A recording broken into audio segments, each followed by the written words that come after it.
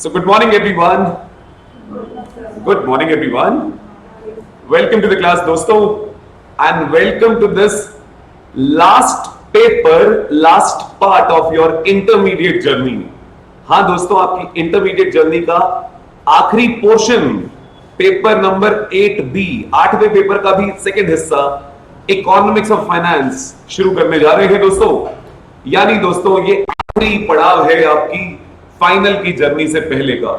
तो दोस्तों हम कहते हैं ना, ऑल्स वेल दैट एंड्स वेल, तो इट इज वेरी नेसेसरी कि आप इस पड़ाव को भी उसी शिद्दत से खत्म करें जैसे आपने अपनी सीए की जर्नी को स्टार्ट किया था।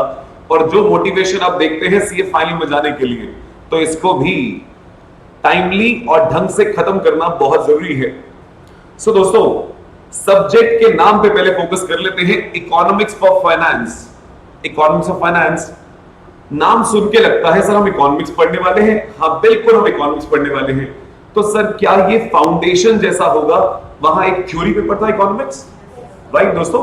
हाँ, इंटरेस्टिंग बहुत होता था, लेकिन so called still it was a theory. तो क्या ये वैसा ही हम कुछ थ्योरी पढ़ने वाले हैं? To answer your that doubt which arises in mind, बेटा ये है तो इकोनॉमिक्स, लेकिन ये वो इकोनॉमिक्स है जो एक फाइनेंस प्रोफेशनल के लिए जानना अटमोस्ट नेसेसरी है। इसीलिए सब्जेक्ट का नाम इकोनॉमिक्स नहीं है, it is economics for finance. तो as a finance professional, as a chartered accountant, जब आप इकोनॉमी में, मार्केट में ऑपरेट करेंगे, तो जो चीजें आपको इकोनॉमी में ऑपरेट करने के लिए चाहिए, ये वो इकोनॉमिक्स है दोस्तों, राइट एवरीवन? सो दोस्तों, एज अ चार्टर्ड अकाउंटेंट हमारी जो असली वैल्यू है मार्केट में, वो अकाउंटिंग नॉलेज या टैक्सेशन नॉलेज सिर्फ इन वजहों से नहीं है दोस्तों।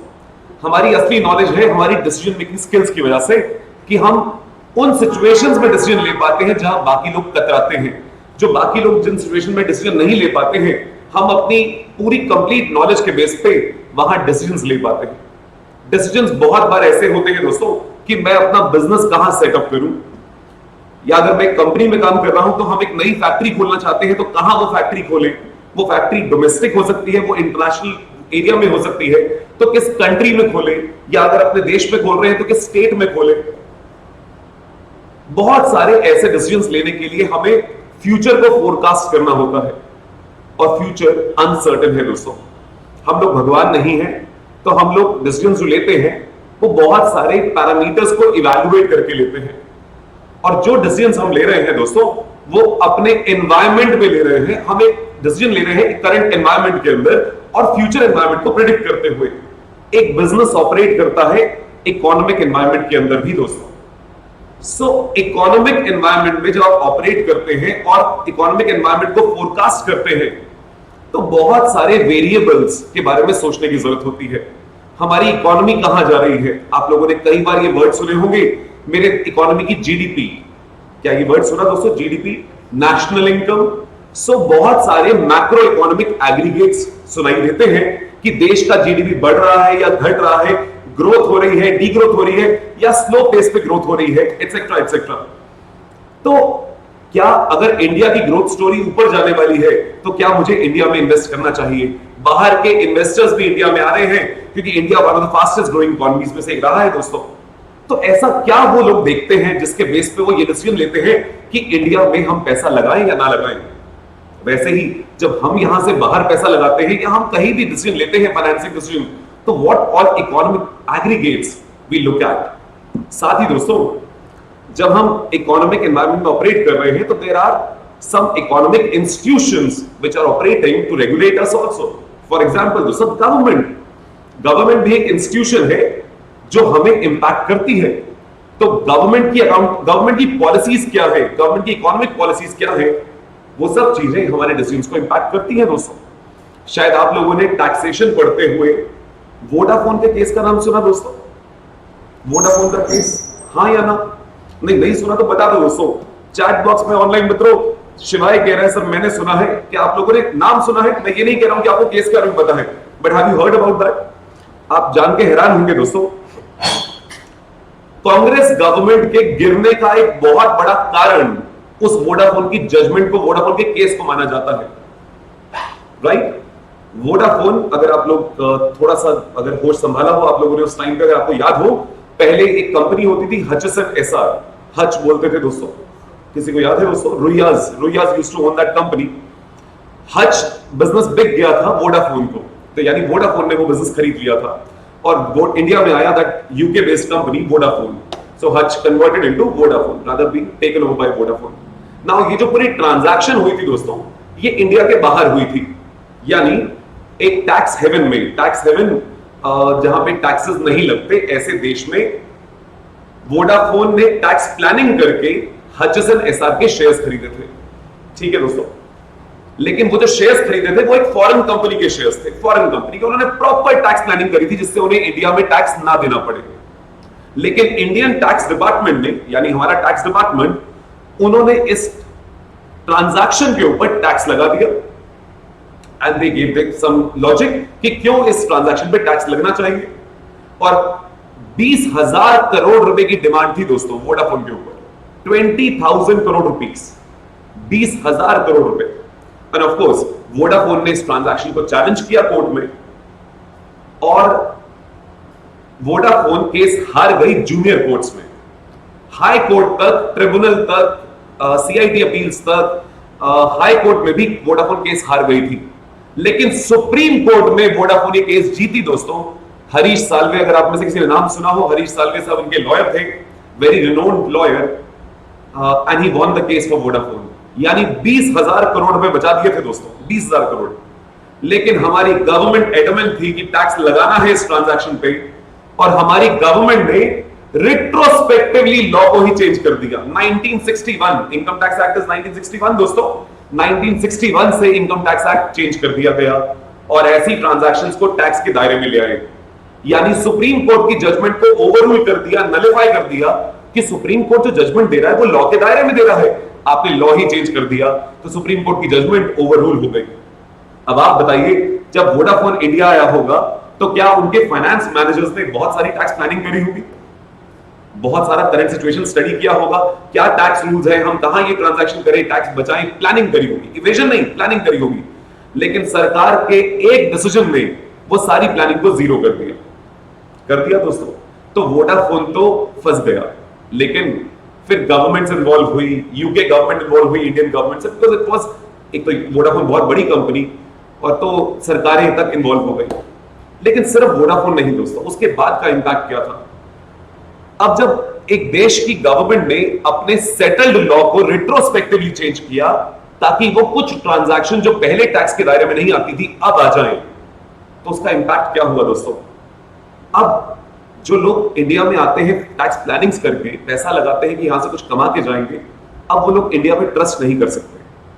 ट्रस्ट क्यों नहीं कर पा रहे? हम आपके लॉ को देख के आते हैं और आपके लॉ के हिसाब से हम अपनी प्लानिंग्स करते हैं। हम यहां कोई चोरी करने नहीं आए हैं, हम प्लान करके पैसा कमाने आए हैं। अगर आप हमारी उस प्लानिंग को नलिफाई कर देते हो by changing your laws, that means your country does not have a stability, आपकी पॉलिसीज भी स्टेबल नहीं है और इस वजह से इंडिया से पैसा बाहर जाने लग गया। तो जो फॉरेन इन्वेस्टमेंट्स आई थी वो सब बाहर जाने लग गई और इस वजह से द यूपीए गवर्नमेंट, जो सो कॉल्ड मनमोहन सिंह जी की गवर्नमेंट थी, was under ट्रेमेंडस pressure and that's why that government fail. उसका एक कारण गवर्नमेंट के गिरने का ये एक बहुत बड़ा कारण था। बहुत सारे लोग कहते हैं बहुत सारे स्कैंडल्स हुए उस टाइम पे, yes, but apart from that जो इकोनॉमी को सबसे ज्यादा इंपैक्ट दे गया वो ऐसे जजमेंट्स थे दोस्तों, ऐसे डिसीजंस थे। और इसीलिए दोस्तों जब बीजेपी गवर्नमेंट आई थी तो अरुण जेटली जी, जो उस टाइम के फाइनेंस मिनिस्टर थे, उन्होंने अपना पहला बजट प्रेजेंट करते हुए पहली ओपनिंग स्टेटमेंट बोली थी कि हमारी सरकार कुछ भी करेगी लेकिन रिट्रोस्पेक्टिवली लॉज को अमेंड नहीं करेगी। भाई, हम आपकी ऐसी प्लानिंग्स को ओवररूल नहीं करेंगे।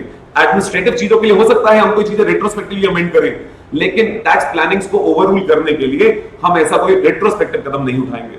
ये लाइन क्यों बोली गई दोस्तों?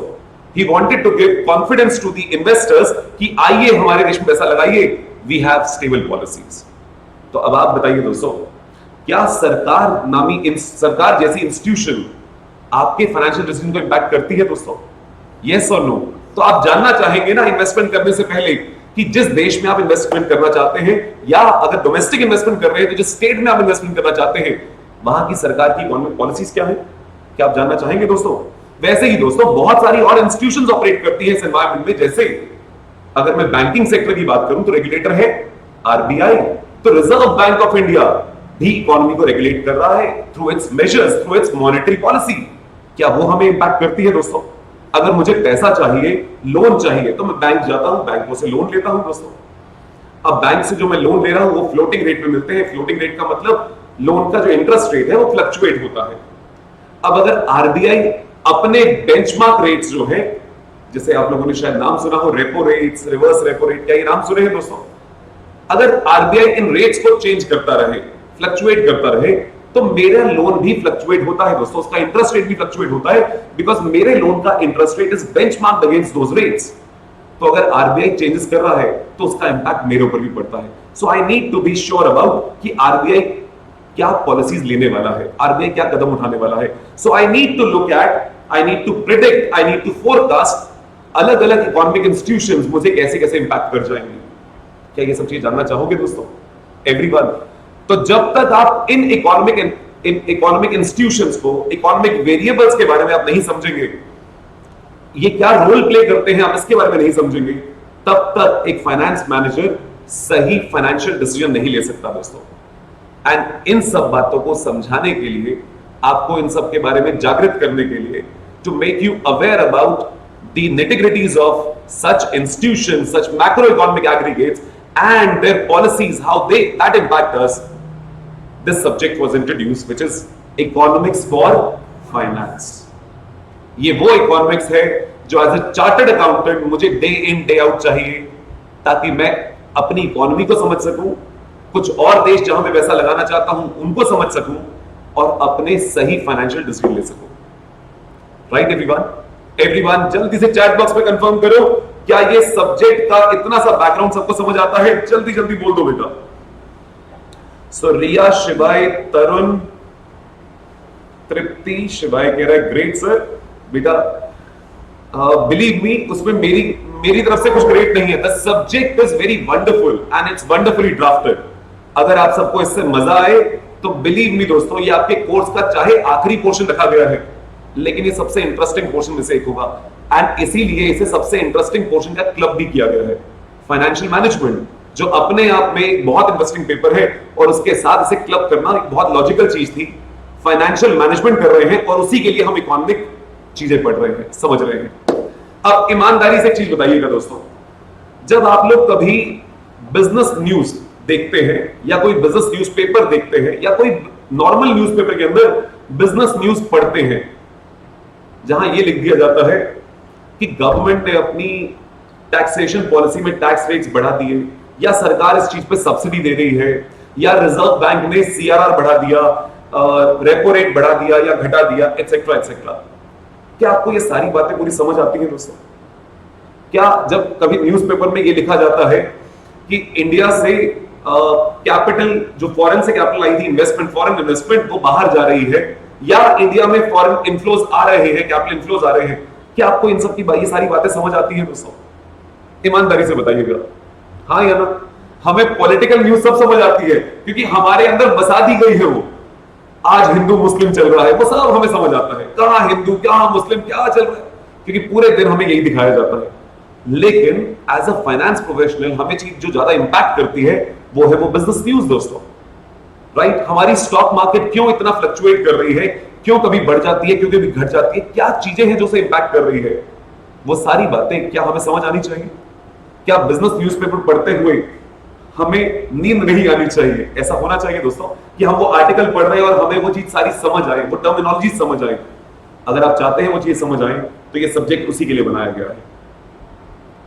राइट, हमने बड़ी बार ये वर्ड सुना दोस्तों कि मोदी गवर्नमेंट ने $5 ट्रिलियन इकोनॉमी बनाने का टारगेट दिया है इंडिया को, दिया था 2022-23 तक बनाना था दोस्तों, जो टारगेट पूरा नहीं हो पाया, और उसे कोविड के बहाने उस पर टिकरा फोड़ दिया गया कि कोविड आ गया, इस वजह से नहीं हुआ। फार्मर्स की इनकम डबल कर देंगे, क्या ऐसी बातें सुनी आप लोगों ने दोस्तों? ऐसा क्यों कहा जाता है? और ऐसी ये क्या इनकम डबल कर देंगे या इंडिया 5 ट्रिलियन इकोनॉमी बनेगा, इसका क्या मतलब है? What is this 5 trillion economy? इस 5 ट्रिलियन में क्या आएगा? मैं ये नहीं कह रहा 5 ट्रिलियन में कितने जीरो आते हैं भाई। 5 ट्रिलियन इकोनॉमी बनाने का मतलब क्या है? उसके अंदर इंडिया की क्या चीजें इंक्लूड होंगी, क्या नहीं होंगी? वो जो बातें हैं वो सारी बातें आपको ये सब्जेक्ट समझाएगा। ठीक है दोस्तों, everyone, so that's why paper number 8B economics for finance. ठीक है दोस्तों, तो अगर इतना बैकग्राउंड आपके लिए सफिशिएंट है सब्जेक्ट के लिए, तो आइए ले चले इसके सिलेबस पे कि सीए इंस्टीट्यूट ने क्या करिकुलम डिजाइन किया है। And to my mind as a teacher I can say it's a very well drafted syllabus दोस्तों। जो चीजें आपको चाहिए वो सब चीजें यहां कवर की गई है। तो ले चलते हैं आपको इकोनॉमिक्स ऑफ फाइनेंस के सिलेबस पे। ये आईसीआई मॉड्यूल से ही मैं दिखा रहा हूं दोस्तों क्या सिलेबस है, तो जरा देखिएगा दोस्तों। ये सेक्शन बी है आपके पेपर नंबर 8 का, and this is for 40 marks. 40 number का है दोस्तों, 40 नंबर का 40 मार्क्स पोर्शन, यानी 60 नंबर एफएम के हैं और 40 नंबर इकोनॉमिक्स ऑफ फाइनेंस के हैं। एंड बिलीव मी दोस्तों, इस पेपर में 100 नंबर लाए जा सकते हैं, बिलीव मी फॉर दैट। और इसका मतलब ये भी है कि जो पोर्शन अभी हम पढ़ने जा रहे हैं उसमें 40 में से 40 नंबर लाए जा सकते हैं। थोड़ा कंटेक्स्ट डिस्कस करूंगा, उसके बाद बात करूंगा क्यों मैं ये बात कह रहा हूं कि यहां नंबर कटने की स्कोप कम है। दिखाता हूं दोस्तों। सो दोस्तों, पहले ऑब्जेक्टिव देख लेते हैं कि सीए इंस्टीट्यूट ने जब ये कोर्स ड्राफ्ट किया तो क्या ऑब्जेक्टिव के साथ ड्राफ्ट किया है और हमसे क्या उम्मीद की जाती है। So to develop an understanding of the concepts and theories of economics in the context of finance. Mind you दोस्तों, इन वर्ड्स पे दीज आर की वर्ड्स। हमें कॉन्सेप्ट्स और थ्योरीज जो इकोनॉमिक्स के लिए बनाई गई वो समझ भी आए, हम अप्लाई भी कर सके, लेकिन वो चीजें जो फाइनेंस के कंटेक्स्ट में रेलेवेंट हैं। हमें हर इकोनॉमिक्स नहीं पढ़ाई जाएगी, हमें वो इकोनॉमिक्स पढ़ाई जा रही है जो हमारे लिए रेलेवेंट है, right. And acquire the ability to address application oriented issues. ये ऑब्जेक्टिव समझ आता है दोस्तों। Now our entire syllabus has been divided into 4 chapters. बस सिर्फ 4 चैप्टर 40 नंबर में, लेकिन इसका कतई मतलब ये नहीं है कि आप इनमें से कोई चॉइस वाली बातें सोच सकते हैं। ठीक है, ये चारों चैप्टर्स इंपॉर्टेंट है, सबकी इक्वल वेटेज है दोस्तों। इक्वल वेटेज जब मैं कहता हूं तो उसका मतलब ये नहीं कि 10-10 नंबर वाली बातें हैं, लेकिन हमारे करियर के लिए भी इंपॉर्टेंस बराबर है और एग्जाम में भी ऑलमोस्ट सबसे बराबर पेपर आता है दोस्तों, राइट। सो 4 चैप्टर्स है दोस्तों। सबसे पहले डिटर्मिनेशन ऑफ नेशनल इनकम। तो जैसा मैंने कहा, हमें बहुत सारे मैक्रो इकोनॉमिक एग्रीगेट्स देखने होते हैं। एग्रीगेट्स का मतलब होता है दोस्तों, aggregate is sorry it's some total of something. तो जैसे the net profit of a business एक बिजनेस का प्रॉफिट का एग्रीगेट है, राइट दोस्तों। वैसे ही हमारी इकोनॉमी से जुड़े हुए कुछ एग्रीगेट्स की हम बातें करते हैं, जिसके दायरे में हम लाते हैं नेशनल इनकम। नेशनल इनकम, सो एक नेशन की इनकम कितनी है, कैसे मेजर की जाती है, और उसके अराउंड क्या क्या अलग अलग एग्रीगेट्स हैं। National income is just one term, but उसके अंदर बहुत सारे एग्रीगेट्स को देखा जाता है। वो क्या क्या एग्रीगेट्स हैं, कैसे निकाले जाते हैं, और कौन इसका फ्रेमवर्क सेट करता है, वो सारी बातें हम इस चैप्टर में करेंगे, राइट दोस्तों। अगला चैप्टर है दोस्तों पब्लिक फाइनेंस। पब्लिक फाइनेंस का मतलब है सरकार का क्या रोल है हमारी इकोनॉमी के अंदर। वैसे तो सरकार के लिए कहा जाता है सरकार एडमिनिस्ट्रेशन कर रही है, यानी सरकार देश चला रही है, लेकिन उस देश की इकोनॉमी में सरकार का क्या फंक्शन है। तो what is the fiscal function of a government, और क्यों है दोस्तों, why is there a function of a government, वो सारी बातें हम करेंगे इस पब्लिक फाइनेंस के चैप्टर में, राइट। उसके बाद दोस्तों मनी मार्केट में आएंगे। मनी की डिमांड, मनी की सप्लाई, मनी क्यों चाहिए, what is the demand of, where does the money demand arises, क्यों अराइज होती है, क्यों जरूरत है पैसे की, इसके अराउंड क्या थ्योरीज हैं, और फिर पैसे का सप्लाई कहां से आता है। पैसे का सप्लाई वैसे कोई बता सकता है दोस्तों, पैसा कहां से आता है, हु क्रिएट्स मनी, आरबीआई। हाँ, नोटों में लिखा होता है मैं धारक को इतना पैसा अदा करने का वचन देता हूं, I promise to pay to the bearer this much sum of money. क्या ऐसा होता है दोस्तों, नीचे signed by RBI governor. But is that the only money, क्या सिर्फ यही मनी है दोस्तों, शायद नहीं। बैंक भी मनी क्रिएट करता है। कैसे, यानी आरबीआई के अलावा भी कोई पैसा क्रिएट करता है। मनी की सप्लाई ज्यादा वहां से आती है, कैसे होती है यहां समझेंगे दोस्तों, मनी सप्लाई के अंदर, राइट एवरीवन। और उसके बाद हम बात करेंगे आरबीआई की मॉनेटरी पॉलिसी की, राइट दोस्तों। देन इंटरनेशनल ट्रेड दोस्तों, आज का टाइम जो है दोस्तों, वहां पे हम बिजनेस किसी डोमेस्टिक टेरिटरी में नहीं कर रहे हैं। आज के जमाने में बिजनेस हो रहा है वर्ल्ड वाइड, ग्लोबल इकोनॉमीज हैं। और आजकल हम कहते हैं वसुदेवाय कुटुंबकम, ये वर्ड शायद आपने सुना हो। वसुदेवाय मतलब ये धरती, कुटुंबकम मीन्स एक परिवार है। तो ये पूरी धरती एक परिवार है, और आज के जमाने में बिजनेस करने के लिए भी यही प्रिंसिपल फॉलो की जाती है, that this entire world is one market. तो आज आप ऑपरेट सिर्फ अपनी डोमेस्टिक मार्केट में नहीं कर रहे हैं, आज ऑपरेट कर रहे हैं इंटरनेशनल मार्केट में। तो जब आप इंटरनेशनल मार्केट में ऑपरेट करते हैं, इंपोर्ट एक्सपोर्ट का काम करते हैं, सर्विसेज का इंपोर्ट एक्सपोर्ट होता है, गुड्स का इंपोर्ट एक्सपोर्ट होता है, कैपिटल के फ्लोज होते हैं, तो क्या जो देश इंपोर्ट कर रहा है उसे नुकसान हो रहा है, जो एक्सपोर्ट कर रहा है उसे फायदा हो रहा है? हम कई बार ये बातें सुनते हैं ना दोस्तों कि इंडिया ट्रेड डेफिसिट में है, इंडिया ज्यादा इंपोर्ट करती है, एक्सपोर्ट कम करती है। क्या ऐसी बातें सुनते हैं दोस्तों? तो क्या हमारे देश के लिए इंपोर्ट, हमारे देश के लिए नहीं, किसी भी देश के लिए क्या इंपोर्ट खतरनाक है? क्या इंपोर्ट से कोई फायदा नहीं है? और एक्सपोर्ट अगर कम है तो क्या हम नुकसान में है? इसके अराउंड कुछ थ्योरीज भी बनाई गई है। तो कुछ इकोनॉमिस्ट कहते हैं कि इंटरनेशनल ट्रेड से कोई फायदा नहीं होता, लेकिन कुछ इकोनॉमिस्ट कहते हैं फायदे भी होते हैं। सो क्या थ्योरीज है वो समझनी है। फिर दोस्तों, इंटरनेशनल ट्रेड के अंदर क्या क्या इंस्ट्रूमेंट्स का इस्तेमाल किया जाता है? क्या क्या इंस्ट्रूमेंट्स का मतलब दोस्तों, अब आप लोग हमेशा देखते हैं दोस्तों, किसी भी कंट्री में आप सुनते हैं ना, China is a major manufacturer. China सामान बना के दूसरी इकोनॉमीज में, it's like a flushing out of its goods, सारा सामान बना के चाइना यहां भेज देता है और पूरी वर्ल्ड इकोनॉमी को डोमिनेट किया हुआ है अपने मैन्युफैक्चर्ड गुड्स से, और बहुत सस्ते दामों में बना देता है दोस्तों। तो अगर चाइना बहुत सस्ता माल बना के इंडिया भेज रहा है, तो इंडिया की मैन्युफैक्चरिंग इंडस्ट्री तो डिस्ट्रॉय हो रही है, क्योंकि इंडिया वाले इतना सस्ता नहीं बना पा रहे हैं, लेकिन चाइना वाले कुछ तिगड़म लगा के माल सस्ता बना के भेज रहे हैं दोस्तों। तो क्या हमारे पास ऐसा कोई टूल है? Does India have any tool through which it can control कि हमारी डोमेस्टिक इकोनॉमी बच सके, हम अपने मैन्युफैक्चरर्स को प्रोटेक्ट कर सके, अगर चाइना का ऑब्जेक्टिव उन्हें डिस्ट्रॉय करने का है? तो कैसे प्रोटेक्ट करें? उसके लिए you need to have a trade policy. तो क्या ट्रेड पॉलिसीज के अंदर इंस्ट्रूमेंट्स का इस्तेमाल किया जाता है, वो बातें हम यहां समझेंगे। सो क्या क्या बैरियर्स आप लगा सकते हैं? Trade barriers, tariff barriers, duties वगैरह आप लगा सकते हैं। बिल्कुल सही बात हर्ष, शिवाय, इंपोर्ट ड्यूटी, टैरिफ, बिल्कुल सही बात है बेटा। लेकिन एज अ कॉमन मैन और as a chartered accountant also, as a chartered accountant student also, पहली चीज हमारे दिमाग में ये आती है कि टैरिफ लगा के, यानी अगर चाइना माल भेज रही है तो इंपोर्ट ड्यूटी बढ़ा दो, उनका माल महंगा हो जाएगा। बट क्या ये सिर्फ इकलौता चीज है? नहीं दोस्त, that's just one of them. बहुत सारे इंस्ट्रूमेंट्स हैं जिसके थ्रू आप इन चीजों को कंट्रोल करते हैं, राइट? लेकिन दोस्तों, शायद इसी दायरे में कभी आपने नाम सुना हो WTO। क्या नाम सुना दोस्तों? क्या नाम है? World trade organisation. नाम सुना दोस्तों? तो नाम ही है वर्ल्ड ट्रेड, यानी पूरे वर्ल्ड के ट्रेड का या अपने मेंबर कंट्रीज के ट्रेड को मैनेज करने वाली इंस्टीट्यूशन WTO। तो अगर WTO का गठन किया गया है तो उसका ऑब्जेक्टिव होगा कुछ कि ट्रेड फ्री हो सके कंट्रीज के बीच में, या ऐसा ना हो कि एक देश दूसरे देश पे बैरियर लगा दे।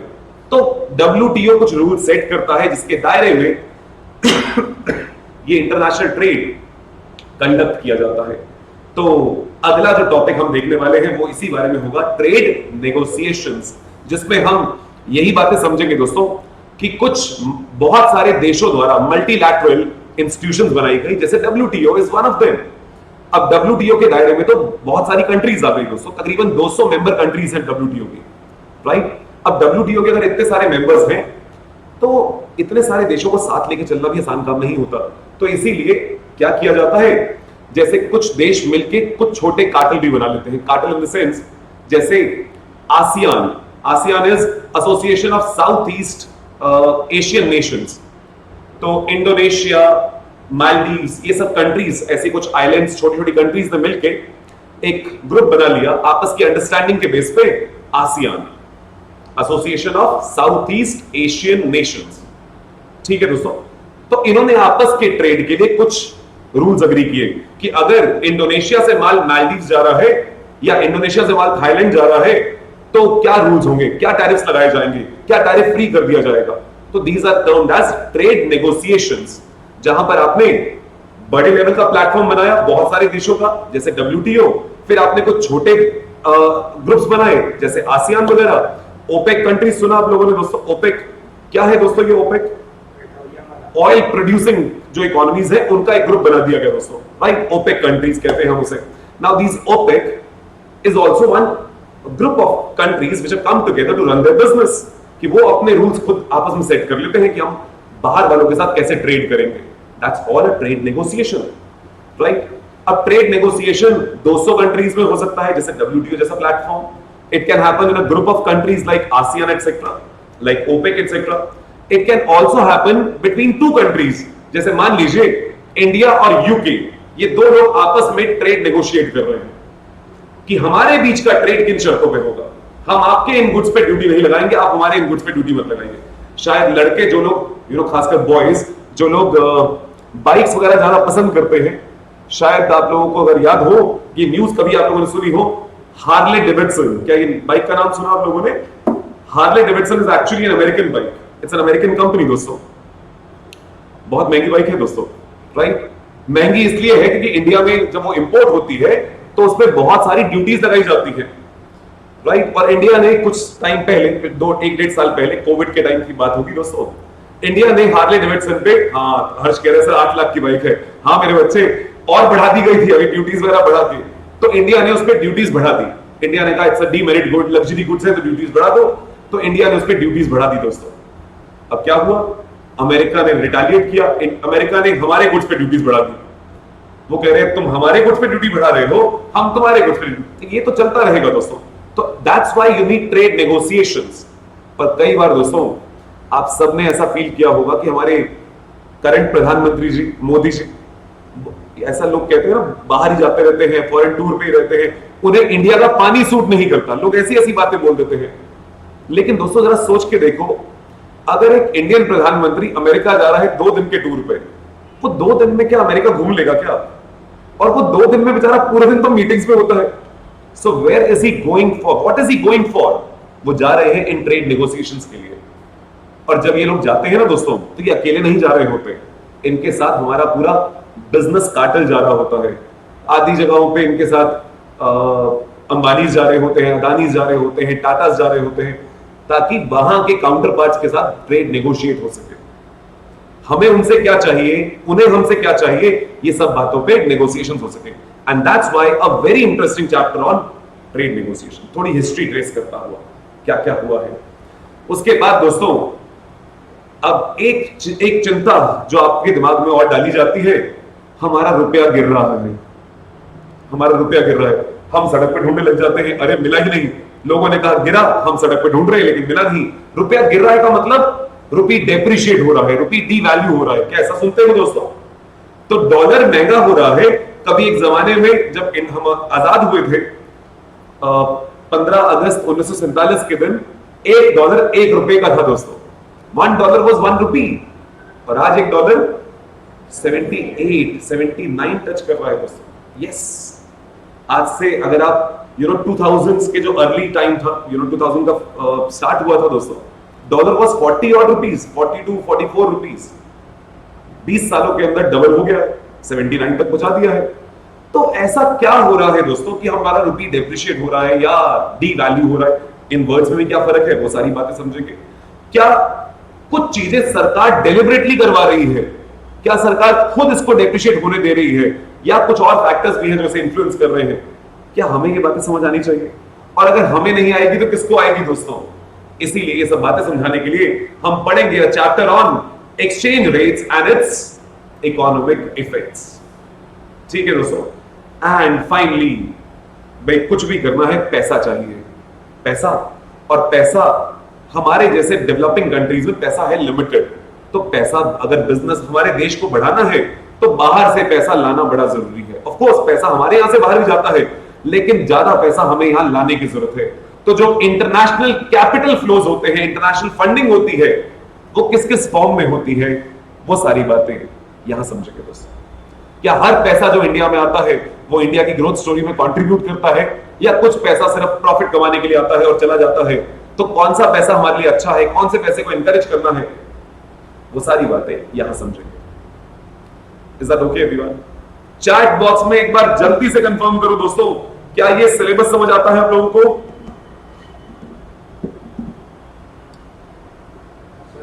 हाँ बेटा, right. Purchasing power parity is what, जो आपकी एक चीज जो सो कॉल्ड महंगी हो गई, हम पहले रुपए में चीज खरीद पाते थे, अब नहीं खरीद पाते हैं, ऐसा ही ना। सो परचेजिंग पावर पैरिटी पे लाके चीजों को कंपेयर किया जाता है। Purchasing power parity, parity word बना है पार से, तो you bring that at par to evaluate. तो वो चीजें भी आएंगी बेटा, इसी के अंदर कुछ चीजें पढ़ेंगे इस बार। हर्ष की क्वेरी है सर कितनी क्लासेस में पूरा हो जाएगा एफएम इको का सिलेबस? बेटा अभी हम इको की बात कर रहे हैं, तो पहले मैं इको पे फोकस कर देता हूं। सो दिस इको नहीं बोलूंगा, इकोनॉमिक्स फॉर फाइनेंस, जैसे आगे मैं ईएफएफ बोलूंगा दोस्तों। इको बोलते ही ना दिमाग में एक कॉन्सेप्ट आ जाता है, क्या ये थ्योरी? तो जैसा मैंने अभी दिखाया, this is the highly practical subject दोस्तों। और now you know when I put the things in the right context, आप लोग जब कई बार पूछते हैं क्या सर ये थ्योरी पेपर है या प्रैक्टिकल है, आइडियली आप प्रैक्टिकल नहीं पूछना चाहते, आप पूछना चाहते हैं क्या या न्यूमेरिकल्स होंगे। न्यूमेरिकल और प्रैक्टिकल में फर्क है बेटा। Practical is what you apply in your practical world, that's practical. तो this is the highly practical subject. क्या इसमें न्यूमेरिकल है? हाँ, इसमें न्यूमेरिकल भी है। तो पेपर पैटर्न वगैरह सब डिस्कस करूंगा, बट यस पहले बता देता हूं, इस 4 चैप्टर्स के अंदर जैसा आप देख सकते हैं ये सब यूनिट्स हैं बेटा इसके। These are all चैप्टर के सब चैप्टर्स कह लीजिए, these are units which we cover। तो पहले चैप्टर के अंदर हम 2 यूनिट्स पढ़ेंगे, अगले चैप्टर में 4 यूनिट्स हैं, अगले चैप्टर में 3 यूनिट्स और आखिरी चैप्टर में 5 यूनिट्स हैं। तो ये टोटल मिला के 2 4 6 3 9 और 5 14 14 यूनिट्स हैं दोस्तों। And to cover these 14 units we need approximately 20 to 22 lectures, 20 से लेकर 22 लेक्चर लगेंगे, दैट्स इट। ठीक है दोस्तों, ये लेक्चर तकरीबन 2 घंटे से लेकर 2.5 घंटे के होंगे। नॉर्मली हम 2 घंटे प्लान करेंगे, अगर कोई टॉपिक इंटरेस्टिंग चल रहा होगा तो मैं कंटिन्यूटी पे थोड़ा लंबा भी लूंगा, लेकिन कहने का मतलब तकरीबन 40 से 45 घंटे का कोर्स है दोस्तों। ठीक है, हद से हद 50 घंटे, और इस 50 घंटे में आपको 40 नंबर मिल रहे हैं। इतना मार्क्स देने वाला, इतने कम आवर्स में इतने नंबर देने वाला कोई सब्जेक्ट नहीं होगा। ठीक है जी everyone, so I hope Harsh your query has got answered बेटा। अगर आंसर हो गई है तो आइए अब आपको थोड़ा सा पेपर पैटर्न दिखा दूं, जिसके थ्रू मैं आपको यह समझाना चाहता हूं कि इस पेपर में नंबर कटने की स्कोप क्यों नहीं है, और साथ ही ये भी देख लें कितने न्यूमेरिकल्स आते हैं। ठीक है जी, तो लीजिए दोस्तों, पहले थोड़ा सा ऐसे ही लिख देता हूं ताकि एक दिमाग में ब्रीफ बैठ जाए, फिर पेपर पैटर्न पेपर देख लेंगे दोस्तों। So this is economics for finance, this is your paper number 8B। और बेटा हमारे पेपर का जो पैटर्न होने वाला है, ऐसा कहीं रिटन तो नहीं है कि यही पैटर्न होगा। सीए में किसी पेपर का पैटर्न कहीं लिखा नहीं हुआ दोस्तों, राइट? बस ये पता है कि पेपर में एमसीक्यू आएंगे या नहीं आएंगे और कितने नंबर के आएंगे। उसके अलावा क्या पैटर्न होगा वो कोई नहीं कह सकता। तो जो पैटर्न हम डिराइव करते हैं वो पास एग्जाम से करते हैं, सीए इंस्टीट्यूट के मॉक टेस्ट पेपर से डिराइव करते हैं। ठीक है बेटा, so the paper pattern is you get question, 5 question होते हैं दोस्तों 10 नंबर के, सॉरी ऐसे लिख देते हैं, there are 5 questions of 10 marks each. ठीक है दोस्तों, ओके, जिनमें से पहला क्वेश्चन कंपलसरी है, और ये कंपलसरी क्वेश्चन अगेन 10 मार्क का है। इसके अलावा जो बाकी 4 क्वेश्चंस हैं उनमें से अटेम्प्ट एनी 3, तो 3 क्वेश्चन 10 मार्क्स, यानी टोटल मिला के ये बन गया आपका 40 नंबर।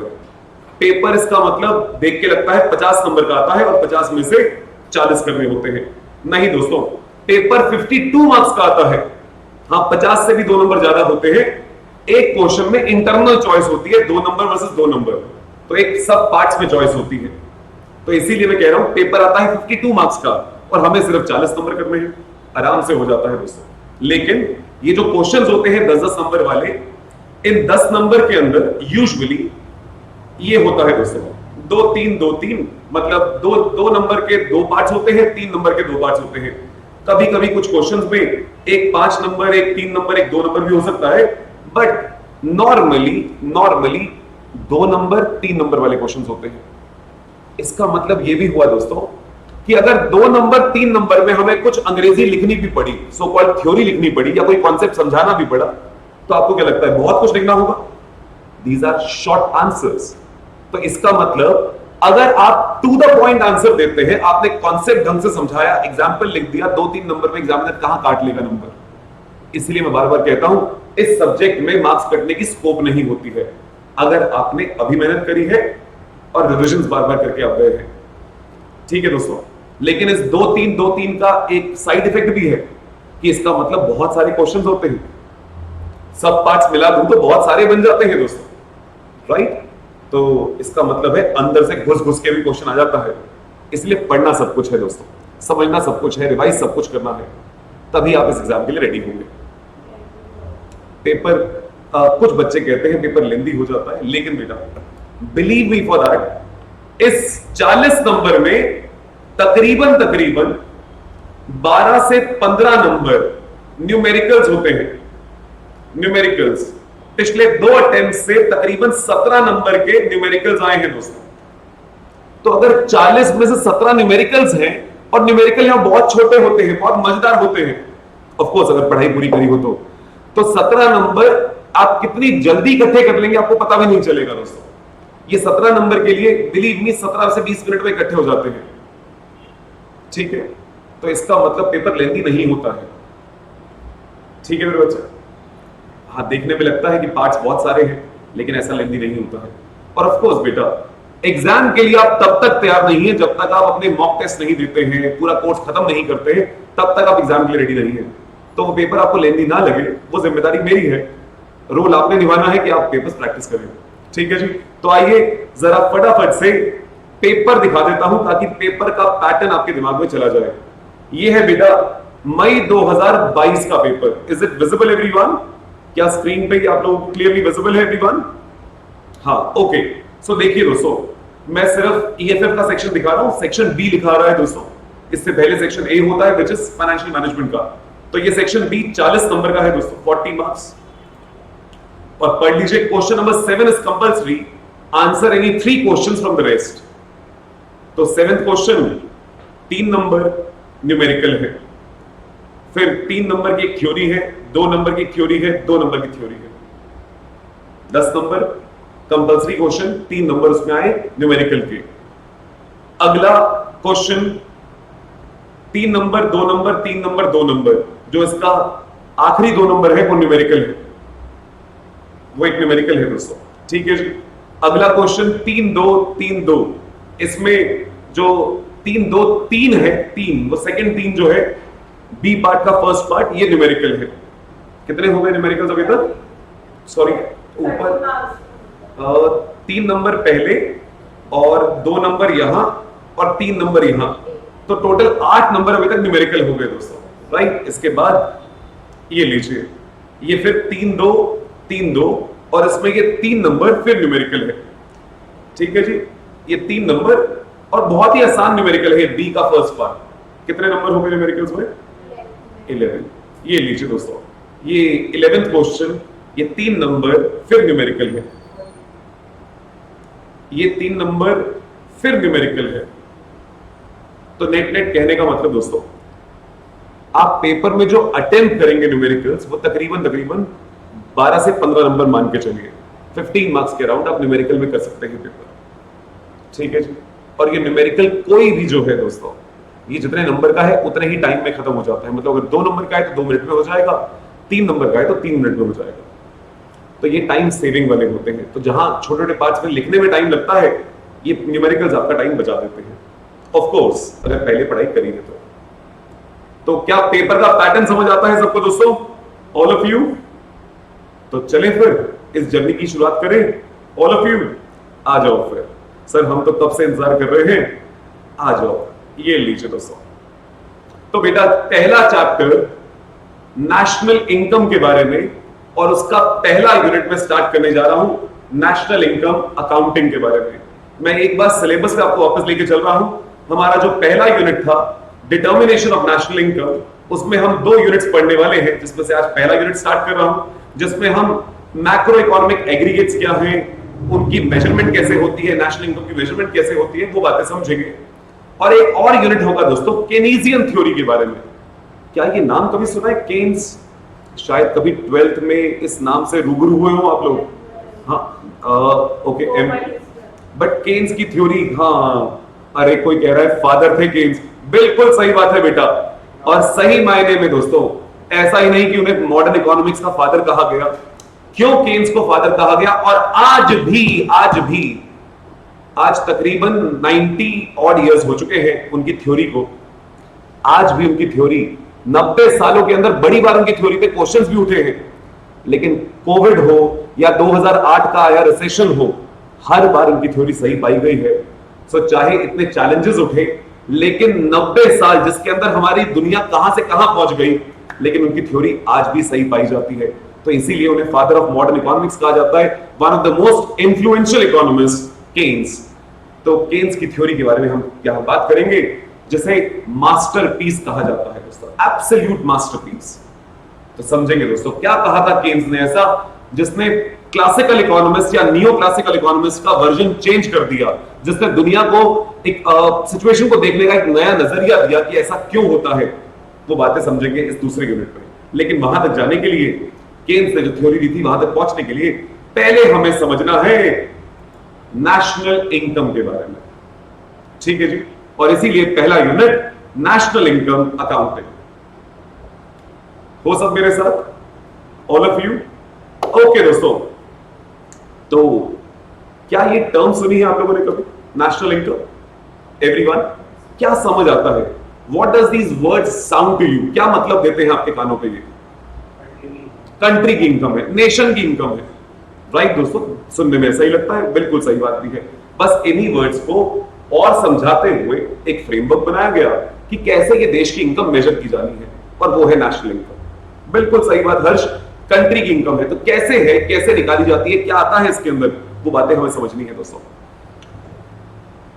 लेकिन दोस्तों, जब भी हम कोई चीज पढ़ते हैं, अगर हमें उसके बारे में थोड़ा मैक्रो पिक्चर पता हो, मैक्रो पिक्चर, तो हम ज्यादा बेटर उसे समझ सकते हैं। इसीलिए पहले एक मैक्रो दायरा बनाता हूं। एवरीवन, जैसे एक हम अकाउंटिंग करते हैं तो एक बिजनेस की इनकम निकालते हैं, पीएनएल स्टेटमेंट बनाते हो दोस्तों, एक बिजनेस की प्रॉफिटेबिलिटी जानने के लिए। तो बिजनेस की सेल्स कितनी है, बिजनेस की प्रॉफिटेबिलिटी क्या है, हम ये जानते हैं दोस्तों। क्या उसके लिए भी अकाउंटिंग स्टैंडर्ड्स हैं, अकाउंटिंग के रूल्स हैं, अकाउंटिंग के प्रिंसिपल्स हैं?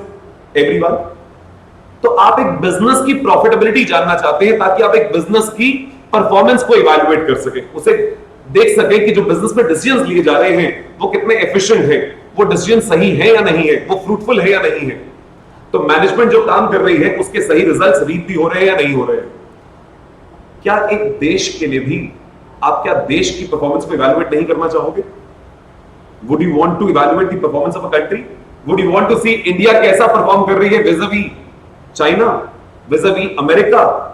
पाकिस्तान तो हमसे ही मेजर करेगा अपनी परफॉर्मेंस, इंडिया कैसे परफॉर्म कर रही है विज़-अ-वी पाकिस्तान? दैट्स देयर परव्यू, क्योंकि उनके लिए हम बहुत आगे निकल चुके हैं, तो वो हमें अपना स्टैंडर्ड मान सकते हैं। लेकिन हम भी अपनी परफॉर्मेंस को बेंचमार्क करते हैं with some of the developed countries of the world. लेकिन उसके लिए मुझे अपनी परफॉर्मेंस को मेजर करने की जरूरत है कि मेरे देश ने कैसा परफॉर्म किया, और इन सब के लिए नेशनल अकाउंट्स बनाने की जरूरत है दोस्तों, नेशनल अकाउंट्स, ताकि नेशनल इनकम और रिलेटेड एग्रीगेट्स मेजर किए जा सके। And that's where comes the concept of national accounts. ये बात समझ आती है दोस्तों? तो हमने कहा मुझे अपने देश की परफॉर्मेंस को दूसरे देश से कंपेयर करना है। अब आप बताइए दोस्तों, अगर इसके अराउंड कोई रूल्स ना बनाए जाए तो क्या पाकिस्तान अपने नेशनल अकाउंट्स के अंदर मैनिपुलेशन करके ऐसा दिखा सकता है कि पाकिस्तान की जीडीपी हमसे ज्यादा है? हां या ना? हालांकि दुनिया का कोई छोटे से छोटा देश, बड़े से बड़ा देश जो पाकिस्तान के सपोर्टर भी हो, वो भी ये बात नहीं मानेंगे, लेकिन पाकिस्तान कागजों में तो ये दिखा सकता है दोस्तों, ये सब दिखा सकता है। तो क्या इसके अराउंड कोई फ्रेमवर्क होना चाहिए कि कैसे नेशनल अकाउंट्स बनाए जाएंगे, कैसे नेशनल इनकम निकाली जाएगी? तो इसीलिए एक पूरा फ्रेमवर्क बनाया गया। और क्योंकि आपका कंपैरिजन सिर्फ आपके देश से नहीं दूसरे देशों से होना है, इसीलिए ग्लोबल फ्रेमवर्क बनाया गया कि कैसे नेशनल इनकम के एग्रीगेट्स निकाले जाएंगे, रादर कौन कौन से एग्रीगेट्स हैं, किस तरह से अकाउंट्स बनाए एक देश अपना, वो सारी बातें उस फ्रेमवर्क में बनाई गई। ठीक है दोस्तों? एवरीवन। तो किसने बनाया ये फ्रेमवर्क? आप लोगों ने कुछ लिखना नहीं है दोस्तों, जो नोट्स मैं पढ़वाऊंगा ये नोट्स मैंने आईसीआई के मॉड्यूल और कुछ रिसर्च करके कुछ क्रिस्टल डाउन किए हैं कि जो जो आपके लिए जो रिपीटेशंस है कई आईसीआई के मॉड्यूल्स में वो सब हटा दी और जिन चीजों को थोड़ा रीअरेंज करने की जरूरत थी वो करी और थोड़ा ज्यादा प्रेजेंटेबल बनाने की जरूरत करी ताकि आपके दिमाग में ज्यादा रिटेन हो। तो इसीलिए जहां लिखने की जरूरत होगी मैं बता दूंगा, अभी सिर्फ इंटरनलाइज करने की जरूरत है। तो सिर्फ समझिए इस मैक्रो पिक्चर को। तो दोस्तों, यूनाइटेड नेशंस ने डेवलप किया एक system which is termed as system of national accounts.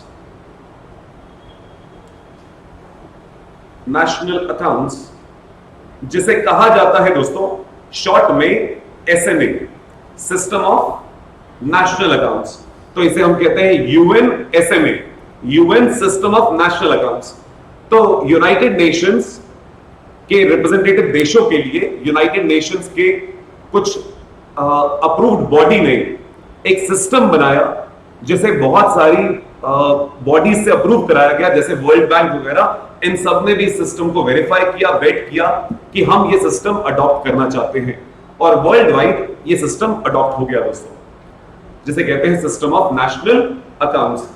यूएनएसएमए ने बताया कि नेशनल अकाउंट्स, एक देश के अकाउंट्स किस तरह से बनाए जाएंगे, साथ ही कौन कौन से पैरामीटर्स इवैल्यूएट किए जाएंगे, मतलब कौन कौन से मैक्रो इकोनॉमिक एग्रीगेट्स हैं जो एक देश की परफॉर्मेंस बताएंगे और किन किन को हम कंपेयर करेंगे। सो फ्रेमवर्क डिटेल में और कैसे अकाउंटिंग होनी है ये सारी बातों के बारे में यूएनएसएनए ने गाइडलाइंस दी, जिससे एक देश अपने अकाउंट्स कैसे बनाए और फिर उन्हें कैसे प्रेजेंट करे और कैसे कंपैरिजन हो, ये सारी बातें इस सिस्टम के अंदर डाली गई। ठीक है दोस्तों, तो इंडिया में भी जो जीडीपी या नेशनल इनकम जैसी चीजें निकाली जाती हैं और ये डेटा प्रेजेंट किया जाता है, ये इसी फ्रेमवर्क के दायरे में आता है जो यूएनएसएनए ने बनाई। ठीक है दोस्तों, तो ये तो हो गया मैक्रो पिक्चर कि ग्लोबली किसने ये रूल सेट किए। अब दोस्तों, इंडिया में कौन रिस्पॉन्सिबल है इंडिया के नेशनल अकाउंट्स बनाने के लिए या इंडिया के स्टैटिस्टिक्स देने के लिए? सो बेटा, एक मिनिस्ट्री है जिसका नाम है मोस्पी। आप में से बहुत कम लोगों ने इस मिनिस्ट्री का नाम सुना होगा। क्या किसी ने सुना है दोस्तों? हाँ, हम लोगों ने सुना होता है ministry of finance, ministry of railways, ये सब चीजें। Ministry of something something something, क्या सुना है आप लोगों ने? नहीं। तो ये क्या है दोस्तों? This is basically ministry of statistics and programme implementation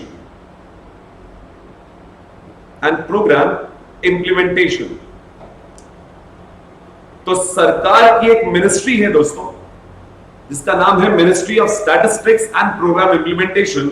और जैसा कि नाम है दोस्तों, इस मिनिस्ट्री में दो चीजें हैं, एक है स्टैटिस्टिक्स रिलेटेड और दूसरा है प्रोग्राम इंप्लीमेंटेशन रिलेटेड। सो इस मिनिस्ट्री के जो दो विंग्स हैं, दो डिपार्टमेंट्स कह लीजिए, स्टैटिस्टिक्स वाला विंग और दूसरा है प्रोग्राम इंप्लीमेंटेशन वाला विंग। इसमें से जो स्टैटिस्टिक्स विंग है दोस्तों, इसके अंदर भी मल्टीपल सब डिपार्टमेंट्स आते हैं। इनमें से एक डिपार्टमेंट है दोस्तों NSO, national statistical office. National statistical office, इस नेशनल स्टैटिस्टिकल ऑफिस के अंदर भी मल्टीपल विंग्स हैं, सब विंग्स हैं, जिनमें से एक विंग है दोस्तों CSO, central statistical office. India में नेशनल अकाउंट्स कैसे बनाए जाएंगे, नेशनल इनकम के एग्रीगेट्स कैसे निकाले जाएंगे, उसके लिए जिम्मेदार है ये सीएसओ, सेंट्रल स्टैटिस्टिकल ऑफिस। क्या ये बात समझ आती है दोस्तों? कहां लाई कर रहा है ये? मॉस्पी। मॉस्पी के परव्यू में आता है सीएसओ और मॉस्पी के इस परव्यू में भी मॉस्पी के स्टैटिस्टिकल विंग में एनएसओ, एनएसओ के अंडर सीएसओ। और इस सीएसओ का दायित्व है दोस्तों हमारे नेशनल इनकम अकाउंट्स मेंटेन करना, नेशनल अकाउंट्स मेंटेन करना।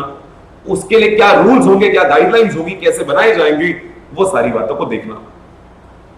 कुछ बात समझ आती है दोस्तों? और सीएसओ का ही काम है दोस्तों यूएन जैसी बॉडीज के साथ लाइजन करना, उनको हमारा डेटा प्रोवाइड करना ताकि कंपैरिजन वर्ल्ड वाइड हो सके। तो जो आप सुनते हैं India is the 5th largest economy, ऐसे बातें कभी सुनी ना दोस्तों? 3rd लार्जेस्ट, 5th लार्जेस्ट, कभी गिर गई है, कभी बढ़ गई है। ये कैसे पता चलता है? हमारे यहां से कोई डेटा देता है तभी तो पता चलता है दोस्तों। तो हमारे यहां नेशनल अकाउंट्स का डेटा देने वाली बॉडी है CSO, under the domain of MoSPI. क्या ये बात समझ आती है दोस्तों? जल्दी जल्दी बोलो एवरीवन। क्या बढ़ सकते हैं आगे everyone? All of you? Okay बेटा। सो दोस्तों, अब दोस्तों इंडिया तो बहुत बड़ा देश है और जनसंख्या तो आप जानते हैं कितनी है। बस अगले साल हम चाइना को पीछे छोड़ने के लिए पूरा अग्रसर हैं, राइट? सो दोस्तों, अगर इतना बड़ा देश है, इतनी पॉपुलेशन है, तो इतने बड़े देश की नेशनल अकाउंट्स बनाना, नेशनल इनकम निकालना आसान काम तो नहीं होता होगा दोस्तों। आप सोचिए, आप लोग जब क्वेश्चंस कर रहे होते हैं, एक बिजनेस की इनकम निकालने में कई बार आप घबरा जाते हैं। अरे सर बैलेंस शीट टैली नहीं हुई, अरे सर प्रॉफिट आंसर से मैच नहीं हो रहा। कैसा होता है दोस्तों? तो सोच के देखिए, एक देश की इनकम निकालना, एक देश के खाते बनाना क्या आसान काम होगा? कतई नहीं दोस्तों। और वो भी ऐसा देश जहां पे जनसंख्या तो हमारी 140 करोड़ के करीब पहुंच गई है दोस्तों। We are 135 crore plus, inching towards 140। और हमारे यहाँ आईटीआर भरने वाले कितने लोग हैं दोस्तों? आपको पता है कुछ आईटीआर का डेटा कितना है? एनीवन? Any guesses? आईटीआर कितनी? हाँ, हमारे यहाँ तकरीबन, अगर मुझे सही डेटा याद है तो आज से 3 साल पहले तकरीबन 4-4.5 करोड़ रिटर्न्स भरी जाती थी। और अगर लेटेस्ट डेटा मुझे याद है तो शायद 7-7.5 करोड़ रिटर्न्स भरी जाती है दोस्तों। कितनी जनसंख्या है हमारी? 1,40,00,000 के करीब पहुंचने वाले हैं और 7 करोड़ रिटर्न्स, उसमें से भी आधी रिटर्न्स नील टैक्स वाली होती है, जिन्होंने रिफंड क्लेम करने होते हैं। मतलब कहने का अच्छा, आप लोगों ने तो इनकम टैक्स भी बढ़ा है, तो आप जानते हैं दोस्तों, असेसी में हर कोई आता है। यानी ऐसा नहीं कि एक परिवार की रिटर्न भरी जानी है। परिवार के अगर 4 सदस्य हैं तो चारों असेसी हो सकते हैं, सबको आईटीआर भरनी है। फिर भी हमारे देश में सिर्फ 7 करोड़ रिटर्न भरी जाती है। और मतलब मजे की बात, दिल्ली की सड़कों पे आप निकल जाओ ना, जो लोग दिल्ली में रहते हैं, दिल्ली या बॉम्बे या किसी मेट्रो सिटीज में, अब तो यार बैकवर्ड एरिया, जो सो कॉल्ड बैकवर्ड थे, वहां भी निकल जाओ, आपको बड़ी बड़ी गाड़ियां रोड पे दिख जाएंगी। लेकिन रिटर्न भरने के लिए हमारे पास सिर्फ 7 करोड़ लोग है दोस्तों। तो ऐसे देश में जहां इतनी इनकम डिस्पैरिटीज है और बहुत सारे लोग पढ़े लिखे भी नहीं है, तो लोगों को पता ही नहीं है कि अपना डेटा कैसे देना है, किसको देना है। या कोई पूछे तो सामने वाला घबरा जाता है कि मैं अपना डेटा बताऊं या ना बताऊं, इनकम टैक्स डिपार्टमेंट की रेट बढ़ जाएगी। तो ऐसे देश में पूरे देश के अकाउंट्स का डेटा इकट्ठा करना, उससे नेशनल इनकम एग्रीगेट्स निकालना आसान काम नहीं है दोस्तों। ठीक है दोस्तों? तो इसीलिए जो नेशनल इनकम एग्रीगेट्स आप देखते हैं दोस्तों, वो कभी एग्जैक्ट नहीं हो सकते हैं। They are never exact, they are always estimated to the point. जितना हम एस्टिमेट कर सकते हैं, जितने हद तक डेटा हमें मिल सकता है, उस हद तक ये central statistical office data collect करता है और उस डेटा को फिर प्रेजेंट करता है। समझ आती है बात दोस्तों? तो it is a mammoth task. और इसीलिए दोस्तों, इसीलिए now as the name suggest, central है ये, सेंट्रल यानी सेंट्रली बैठ के काम कर रहे हैं। तो इतने बड़े देश में जहां इतनी सारी स्टेट्स हैं, डिस्ट्रिक्ट्स हैं, डेटा कैसे लिया जाए? तो उसके लिए डिसेंट्रलाइजेशन भी है दोस्तों। हम सिर्फ अपने देश की ग्रॉस डोमेस्टिक प्रोडक्ट नहीं देखते, जीडीपी नहीं देखते दोस्तों। जीडीपी के साथ साथ, जीडीपी मतलब पूरे देश का डोमेस्टिक प्रोडक्ट है, क्या होता है भी समझेंगे दोस्तों, लेकिन पूरे देश का हम सिर्फ देश के लेवल पे नहीं देखते दोस्तों। We also look at Maharashtra का डोमेस्टिक प्रोडक्ट क्या है, दिल्ली का डोमेस्टिक प्रोडक्ट क्या है, वेस्ट बंगाल का डोमेस्टिक प्रोडक्ट क्या है। यानी we also look at the incomes of respective states, respective regions, ताकि हम कंपैरिजन कर सके कौन सा स्टेट ज्यादा ग्रो कर रहा है, कौन सी स्टेट ज्यादा अच्छा परफॉर्म कर रही है, ताकि इंटर स्टेट कंपैरिजन के मामले में भी एक दूसरे से कंपैरिजन करके कंपटीशन में आगे बढ़ने की कोशिश की जाए, एक दूसरे से सीख के आगे बढ़ने की कोशिश की जाए। तो इसीलिए डेटा कंप्यूट किया जाता है रीजनल लेवल पे भी। तो जैसा यहां सीएसओ की मैंने बात करी, वैसे रीजनल भी होते हैं दोस्तों।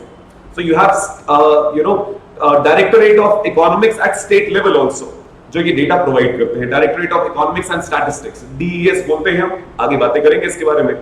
ये सब स्टेट लेवल पे डेटा कलेक्ट करते हैं और सीएसओ को फीड इन करते हैं, जिसके बाद सीएसओ नेशनल अकाउंट्स बनाता है। कुछ बात समझ आती है दोस्तों? तो आई होप एक मैक्रो आइडिया आपको लगता है। हालांकि अभी तक हमें यह नहीं पता कि नेशनल इनकम क्या होती है, लेकिन नेशनल अकाउंट्स, देश के अकाउंट्स बनाने के लिए और इन एग्रीगेट्स को मेजर करने के लिए कौन काम कर रहा है, आई होप उतना आइडिया आप लोगों को लगता है दोस्तों। आगे इसके बारे में पढ़ेंगे दोस्तों। पूरी बातें जो मैंने अभी बोली है ये सब आपकी बुक में लिखी मिलेंगी, हम उस चीजों को पढ़ेंगे। लेकिन एक बार चैट बॉक्स पे कंफर्म करो, क्या ये ब्रॉड ओवरव्यू सबको क्लियर है दोस्तों? चलिए, अगर आप सबको ये सारी बातें क्लियर हैं तो अब ले चलता हूं एक बार नेशनल इनकम की डेफिनेशन पे। हालांकि हो सकता है दोस्तों अभी वो टर्म पूरी डेफिनेशन समझ ना आए, लेकिन अपने उस दायरे में रहिएगा कि आपने कहा नेशनल इनकम का मतलब है देश की इनकम, नेशन की इनकम। उस दायरे में रहिएगा दोस्तों, धीरे धीरे उसको पूरा डीकोड करेंगे। ठीक है जी, आइए मेरे साथ। सो एवरीवन, अच्छा, नेशनल इनकम की डेफिनेशन पढ़ेंगे दोस्तों। According to the central statistical organisation, CSO. ओहो सर, आपने तो सीएसओ का मतलब बोला था सेंट्रल स्टैटिस्टिकल ऑफिस, यहां तो ऑर्गेनाइजेशन लिखा है। लो, पहले वर्ड में ही सर ने कुछ गलत पढ़ा दिया। नहीं बेटा, थोड़ा सा बता देता हूं, बैकग्राउंड दे देता हूं बेटा। ये जो सीएसओ वाली चीजें हैं ये 1951 में बनी थी। ये पहले सीएसआई होता था, सेंट्रल स्टैटिस्टिकल इंस्टीट्यूट या इंस्टीट्यूशन था, सीएसआई। फिर सरकार चेंज होती गई, इसे सीएसओ बना दिया गया। और फिर कुछ टाइम के बाद 1999 में, 1999, आई थिंक वाजपेयी गवर्नमेंट थी उस टाइम पे दोस्तों, दे फॉर्म्ड अ मिनिस्ट्री, और उस मिनिस्ट्री के अंदर इसे एक ऑफिस बना दिया गया, सीएसओ। मिनिस्ट्री का एक विंग बना दिया गया, स्टैटिस्टिकल विंग, जिसके अंदर एक ऑफिस सीएसओ। तो आज जो रोल है वो सीएसओ का है। ये डेफिनेशन उस टाइम के सीएसओ ने दी थी, जिसका तब नाम था सेंट्रल स्टैटिस्टिकल ऑर्गेनाइजेशन। ठीक है जी, तो भरोसा रखिए, गलत नहीं पढ़ाया आपको। ठीक है, आ जाओ मेरे साथ। तो according to the central statistical organisation, national income is the sum total of factor incomes generated by the normal residents of a country in the form of wages, rent, interest and profit in an accounting year. ओहो, ये क्या क्या बोल दिया दोस्तों? एक minute के ध्यान से देखिए मेरे साथ। प्रॉफिट जो हम निकालते हैं एक बिजनेस का, वो भी फॉर द ईयर होता है दोस्तों, फॉर दैट अकाउंटिंग ईयर। यहां भी आखिरी वर्ड्स देखो क्या लिखा है, national income for an accounting year, in an accounting year. तो ये भी साल की इनकम है, साल की इनकम। कौन सी income? Sum total of factor incomes. ओहो, बस यही रुक जाओ। फैक्टर इनकम्स, क्या आप लोगों ने कभी 11th स्टैंडर्ड और फाउंडेशन में इकोनॉमिक्स पढ़ते हुए फैक्टर्स ऑफ प्रोडक्शन के नाम सुना दोस्तों? हाँ, तो जल्दी से बता दो क्या क्या होते हैं factors of production? Land, labour, capital, entrepreneurship. हाँ, एवरीवन, ऑनलाइन वाले दोस्तों जल्दी जल्दी याद आता है? हाँ हाँ सर, हाँ हाँ, शॉर्ट में चलेगा मेरे बच्चे, टाइप कर दो फटाफट से, लैंड, लेबर, कैपिटल, एंटरप्रेन्योरशिप। मतलब वो लोग कह रहे हैं सर हमारा बोलने का बड़ा मन कर रहा है लेकिन टाइप करना पड़ जाता है। कोई बात नहीं मेरे बच्चों, शॉर्ट में टाइप कर दो, मैं समझ जाऊंगा, मेरे यहां तक पहुंच जाएगा, चिंता मत करो। तो लैंड, लेबर, कैपिटल, एंटरप्रेन्योरशिप, ये हैं आपके 4 फैक्टर्स ऑफ प्रोडक्शन। अल्टीमेटली ये फैक्टर्स कौन ओन कर रहा है दोस्तों? Who is owning these factors? Households. एक देश के नेशनल हाउसहोल्ड्स जो है वही तो ओन कर रहे हैं। तो अब पढ़िए जरा, national income is the some total of factor incomes. Factor incomes, ये जो फैक्टर्स ऑफ प्रोडक्शन है ये बिजनेस से कुछ कमाते हैं। आप बताइए, लैंड पे क्या कमाया जाता है? रेंट। लेबर पे वेजेस, कैपिटल पे इंटरेस्ट, और एंटरप्रेन्योरशिप पे प्रॉफिट। तो यही तो सारी इनकम है दोस्तों, और क्या है? यही सारे फैक्टर्स ऑफ प्रोडक्शन जो एक देश के नेशनल्स कमाते हैं within an accounting year, that is termed as national income. अब ये कैसे कैसे आती है वो समझना है अभी दोस्तों, लेकिन डेफिनेशन वाइज जो आप लोगों ने कहा था एक देश की इनकम है, हम भी वही कह रहे हैं। It is the some total of factor incomes generated by the, आगे वर्ड्स पढ़ो क्या लिखा, नॉर्मल रेजिडेंस। हमारे देश के जो रेजिडेंस है, नॉर्मल रेजिडेंस, उनके द्वारा जो इनकम कमाई गई, फैक्टर इनकम, इनकम नहीं फैक्टर इनकम कमाई गई। मैंने वर्ड्स पे I laid emphasis on that word, income नहीं, कौन सी इनकम? Factor income. कुछ मायने हैं इन बातों के दोस्तों। Of a country in the form of wages, rent, interest and profit. ये तो यही था ना बेटा, फैक्टर इनकम्स यही चार तो होती है इन एन अकाउंटिंग ईयर। ये हो गई डेफिनेशन दोस्तों, लेकिन अभी हमें पूरा मतलब नहीं पता। मैं फिर से कह रहा हूं, यही मान लीजिए नेशनल्स द्वारा कमाई गई इनकम, नॉर्मल रेजिडेंट्स द्वारा कमाई गई फैक्टर इनकम, एक साल में जो कमाई गई उसका टोटल होता है नेशनल इनकम। ठीक है जी, यस बेटा। अभी समझेंगे, आगे आएंगे सारी बात। बच्चों की बच्चे की क्वेरी है, सर ये नॉर्मल रेजिडेंट का मतलब क्या है? कोई बात नहीं, ऐसे समझ लेते हैं सिर्फ अभी की अंडरस्टैंडिंग के लिए। अभी हम उसे क्वालिफाई कर रहे हैं कि हम अंदर नहीं घुसे हैं उसके, सिर्फ ऊपर ऊपर से। बच्चा कह रहा है सर 180 डेज, वो इनकम टैक्स वाला क्राइटेरिया नहीं है यहां। वो इनकम टैक्स वाला ordinary resident, not ordinary resident, ये वो वाली बातें नहीं है दोस्तों। वो इनकम टैक्स एक्ट के दायरे में है, हम यहां उसकी बात नहीं कर रहे हैं। ठीक है, तो नॉर्मल रेजिडेंट ऐसे समझ लीजिए, आप लोग इंडियन सिटीजन हैं, ऑर्डिनरीली इंडिया से ऑपरेट कर रहे हैं, तो आप इंडिया के नॉर्मल रेजिडेंट हैं। अभी के लिए इतना मान लीजिए। ठीक है, इसका यह भी मतलब है दोस्तों, अगर एक चाइनीज नेशनल इंडिया में टेम्पररी काम कर रहा है, इंडिया में टेम्पररी काम कर रहा है, सोच के आंसर दीजिए, वो इनकम कहां से कमा रहा है? इंडिया से। लेकिन क्या वो हमारे देश की नेशनल इनकम है? क्यों नहीं? वो हमारे देश का नॉर्मल रेजिडेंट नहीं है। He is not a normal resident of our country. तो इसीलिए हमें समझना होगा नॉर्मल रेजिडेंट क्या होता है। तो मैं इसीलिए अभी सरल भाषा में कह रहा हूं दोस्तों, धीरे धीरे इस पे बहुत सारी हमें रिसर्च करनी है। तो अभी के लिए नॉर्मल रेजिडेंट का मतलब है जो इंडियन है, यानी इंडियन नेशनल है, और जिसकी इकोनॉमिक एक्टिविटीज इंडिया से प्राइमरली लिंक्ड है, वो है normal resident of the country. समझ गए मेरी बात दोस्तों, एवरीवन? और इसी डेफिनेशन को हमने एक और एंगल से बोला, अभी पढ़ लेते हैं, डीकोडिंग बाद में करेंगे।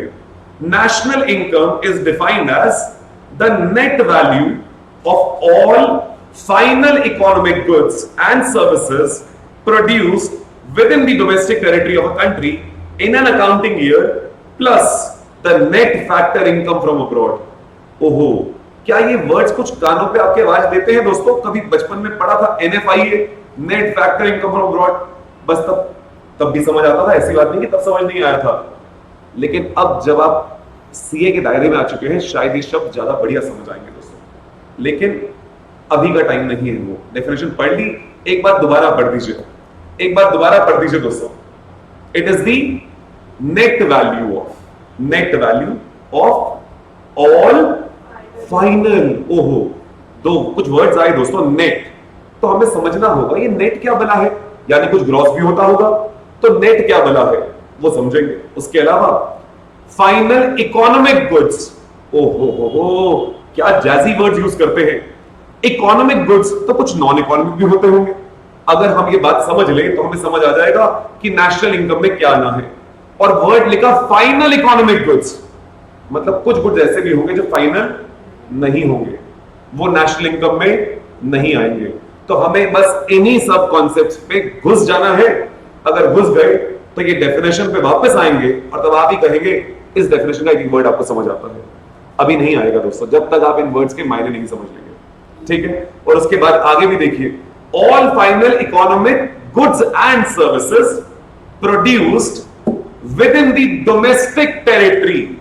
domestic territory हमारे देश की फिजिकल बाउंड्री कह दीजिए अभी के लिए, domestic territory of a country in an accounting year plus net factor income from abroad।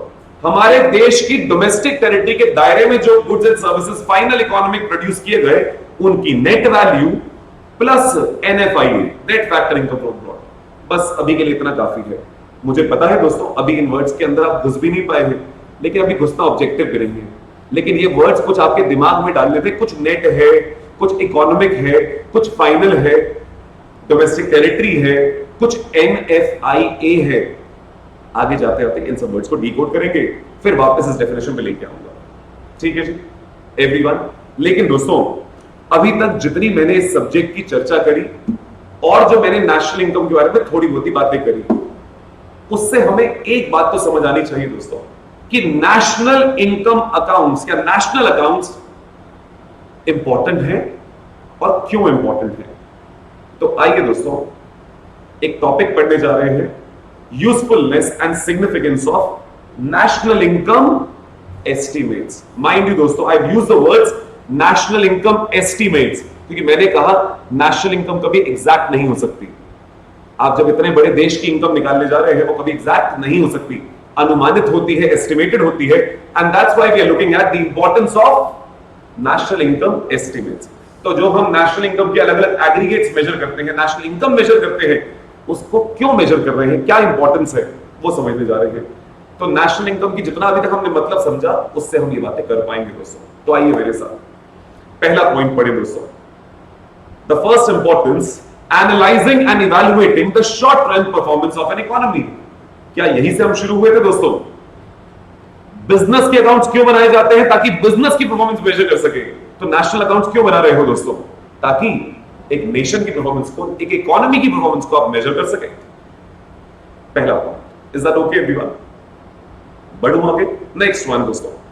अब दोस्तों आराम से सोचिएगा जो बात मैं कह रहा हूं, फिर हम उसे इन वर्ड से रिलेट करेंगे। आप सबने कोविड का दौर देखा दोस्तों, और कोविड में बड़ी बार न्यूज भी सुनी। क्या कभी न्यूज में ऐसा सुना दोस्तों कि ऐसा कहा जा रहा हो कि एक्सपर्ट्स के हिसाब से कोविड की फर्स्ट वेव कब आएगी, उसका पीक कब आएगा, वो कब खत्म हो जाएगी, सेकेंड वेव कब आएगी, एटसेट्रा? क्या ऐसी बातें सुनी दोस्तों? जल्दी जल्दी बोलो। कौन कर रहा था दोस्तों ये estimate? Who were doing these estimates? कौन कर रहा था ये एस्टिमेट? भगवान आ रहा था। भगवान जी आके बता रहे हैं मैं इस टाइम इंडिया में कोविड को पीक पे ले जाऊंगा, इतने केस होंगे, ऐसा नहीं दोस्तों। बच्चा कह रहा है सर डब्ल्यूएचओ कर रहा था। बिल्कुल सही बात है बेटा, डब्ल्यूएचओ में भी कुछ एक्सपर्ट्स थे, लेकिन हर देश भी कर रहा था मेरे बच्चे। Every country, you know, India like countries, they have experts जो आईआईटीज हैं, आईआईटीज जो ऑपरेट करते हैं दोस्तों, ये सब नंबर्स के, यू नो, मेडिकल रिसर्चर्स हैं। बिल्कुल सही बात है बेटा, सरकार की एजेंसीज हैं यहां पे। यू नो, आप सबने पहले कभी नाम सुना था एपिडेमिक, अब पहली बार आप लोगों ने शायद ये नाम सुना पैंडेमिक। सुना दोस्तों? तो एपिडेमियोलॉजिस्ट होते हैं जो इस एपिडेमिक के एक्सपर्ट्स होते हैं, वैसे ही पैंडेमिक के एक्सपर्ट्स, इन लोगों ने मॉडलिंग करी। मॉडलिंग मतलब फाइनेंस, एक न्यूमेरिकल मॉडल्स बनाए, स्टैटिस्टिकल मॉडल कह लीजिए, कि किस तरह से कोविड के केसेस मल्टीप्लाई हो रहे हैं, जो वायरस है उसका मल्टीप्लिकेशन फैक्टर क्या है, और कितनी जल्दी ये हमारी किस पॉपुलेशन को इफेक्ट कर देगा, और कितनी जल्दी हर्ड इम्यूनिटी डेवलप हो जाएगी। ऐसे वर्ड सुने आप लोगों ने, हर्ड इम्यूनिटी एवरीवन? तो हर्ड इम्यूनिटी डेवलप हो जाएगी और कोविड धीरे धीरे कम होने लगेगा। ये सारी बातें सोची गई, मॉडलिंग करी गई, और ऐसा बहुत सारी टीम्स कर रही थी, कोई एक टीम नहीं कर रही थी। निष्कल कह रहा है सर आर फैक्टर। हाँ मेरे बच्चे, जब कोविड आया था ना तो हम सारे ये वर्ड सुनते थे, आर फैक्टर कितने गुना मल्टीप्लाई कर रहा है, ये सारी बातें आप सबने शायद सुनी है दोस्तों। तो there were some experts who were doing covid की मॉडलिंग। मॉडलिंग मींस कोविड के कितने केसेस होंगे उसकी मॉडलिंग कर रहे थे। क्या हमारी इकोनॉमी भी कहां जाएगी अगले 2-3 सालों में, हम कहां पहुंचेंगे, क्या उसके लिए भी फाइनेंशियल मॉडलिंग होती होगी दोस्तों? हम जिस पेस से ग्रो कर रहे हैं, आगे और गवर्नमेंट के इनिशिएटिव्स क्या होंगे, उसके बाद हमारी ग्रोथ क्या होगी, इंडिया 5 ट्रिलियन इकोनॉमी बन जाएगा, क्या ये सब किसी ने मॉडलिंग करके बताया होगा दोस्तों? वो कौन कर सकता है जब तक आपके पास नेशनल इनकम का डेटा ही ना हो, राइट? तो नेशनल इनकम अकाउंट्स का डेटा चाहिए ताकि देश के लिए फ्यूचर प्रोजेक्शंस की जा सके कि हमारी इकोनॉमी कहां जाएगी, कहां किस सेक्टर को सपोर्ट करने की जरूरत होगी, कौन से सेक्टर खुद ग्रो कर रहे होंगे, ऑन देयर ओन होंगे, किन सेक्टर्स को सपोर्ट देने की जरूरत होगी, कहां ज्यादा टैक्स लगाया जा सकता है, सरकार की पॉलिसीज को इवैल्यूएट भी किया जाएगा। भाई सरकार ने डिसीजन लिया, वो डिसीजन सही हुआ या नहीं हुआ, वो सब कैसे पता चलेगा दोस्तों? इनके थ्रू। जैसे एक बिजनेस में मैनेजमेंट की पॉलिसीज को आप इवैल्यूएट करते हो बिजनेस की प्रॉफिटेबिलिटी से, सरकार की इकोनॉमिक पॉलिसीज को इवैल्यूएट कैसे करोगे? इन नेशनल इनकम के अकाउंट से, नेशनल इनकम एस्टिमेट से, राइट? अब आपने फार्मर्स का धरना देखा दोस्तों, and they were right in to a large extent. उनका कहना था कि मोदी जी ने कहा था मैं इनकम डबल कर दूंगा इतने सालों में, नहीं हुई दोस्तों। अब आज फार्मर्स प्रोटेस्ट अगर करते हैं तो वो भी कर पा रहे हैं because they have that figure of कि उनकी इनकम्स डबल नहीं हुई है। और वो इनकम का डेटा कौन दे रहा है? सीएसओ दे रहा है दोस्तों। वो नेशनल इनकम अकाउंट से आ रहे हैं कि हमारे देश का एग्रीकल्चर सेक्टर कितनी इनकम कमा रहा है। एनएसएसओ एक और बॉडी है दोस्तों, स्टैटिस्टिक्स विंग की, जो ये बताता है पॉपुलेशन कितनी है, पॉपुलेशन में से कितने लोग एग्रीकल्चर में इन्वॉल्व है। और जब आप इनको कंपेयर करके देखते हैं कि एग्रीकल्चर सेक्टर से इनकम कितनी आ रही है और एग्रीकल्चर में कितने लोग इन्वॉल्व हैं, तो क्या आप निकाल सकते हैं कि एग्रीकल्चर में पर कैपिटा इनकम कितनी है? तो मोदी जी, क्या वो जो इनकम डबल करने वाली बातें थी, क्या वो हुई? अगर नहीं हुई तो क्या फार्मर्स का प्रोटेस्ट करना सही है दोस्तों?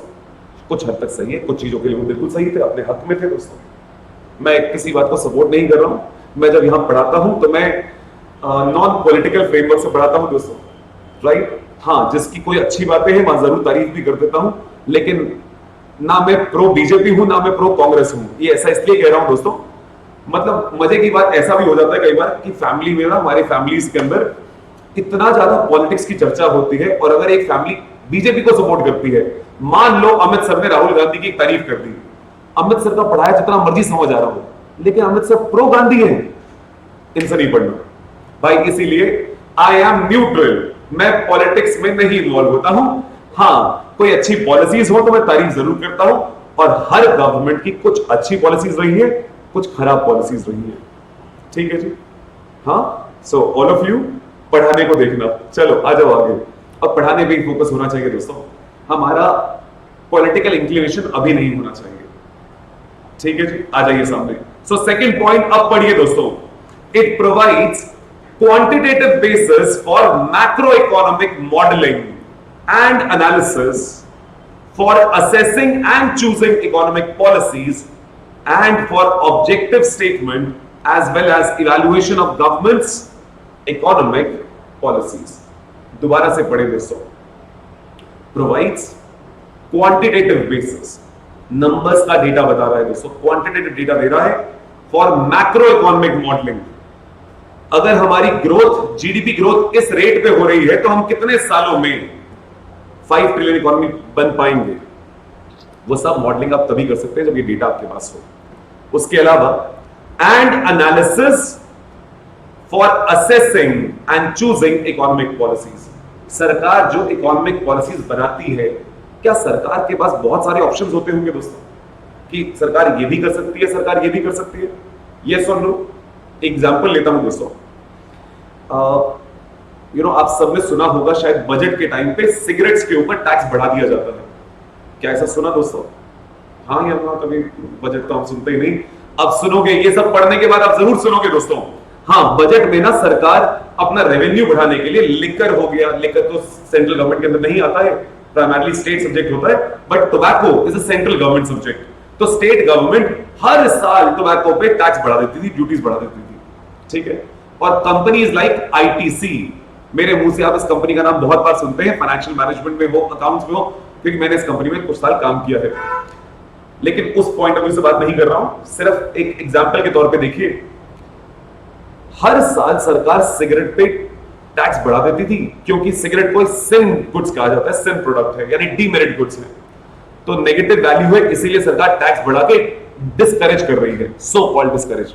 लेकिन सरकार एक्चुअली अपना रेवेन्यू बढ़ा रही है, राइट दोस्तों।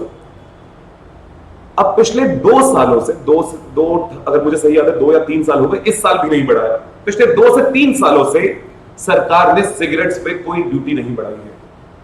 टू एवरीवन सरप्राइज, इस साल भी अनुमान था कि सिगरेट्स पे सरकार 80% टैक्स बढ़ा सकती है, क्योंकि पिछले 2 सालों में नहीं बढ़ाया है। और हम सब इस बात के लिए तैयार बैठे थे, हम सब का मतलब जो आईटीसी के शेयर्स खरीद के बैठे होते हैं, हम सब इस झटके के लिए तैयार थे कि कुछ होने वाला है, लेकिन सरकार ने टैक्स नहीं बढ़ाया आपकी बार, और आईटीसी का शेयर भाग लिया, और हम लोगों ने थोड़ा पैसा कमा लिया। मुद्दा वो नहीं है, वापस आओ। मुद्दा ये दोस्तों, सरकार ने हर साल टैक्सेस बढ़ाए हैं इस पे, तो ऐसा क्या हुआ कि सरकार ने अब ये डिसाइड किया कि नहीं, हम टैक्स नहीं बढ़ा रहे हैं? कोई तो रीजन रहा होगा दोस्तों। सरकार ने कोई पॉलिसी ली थी, कुछ साल महंगा करते गए, इस सालों में नहीं कर रहे हैं। क्या हमें ये बातें समझ आनी चाहिए? यहां से आती है दोस्तों।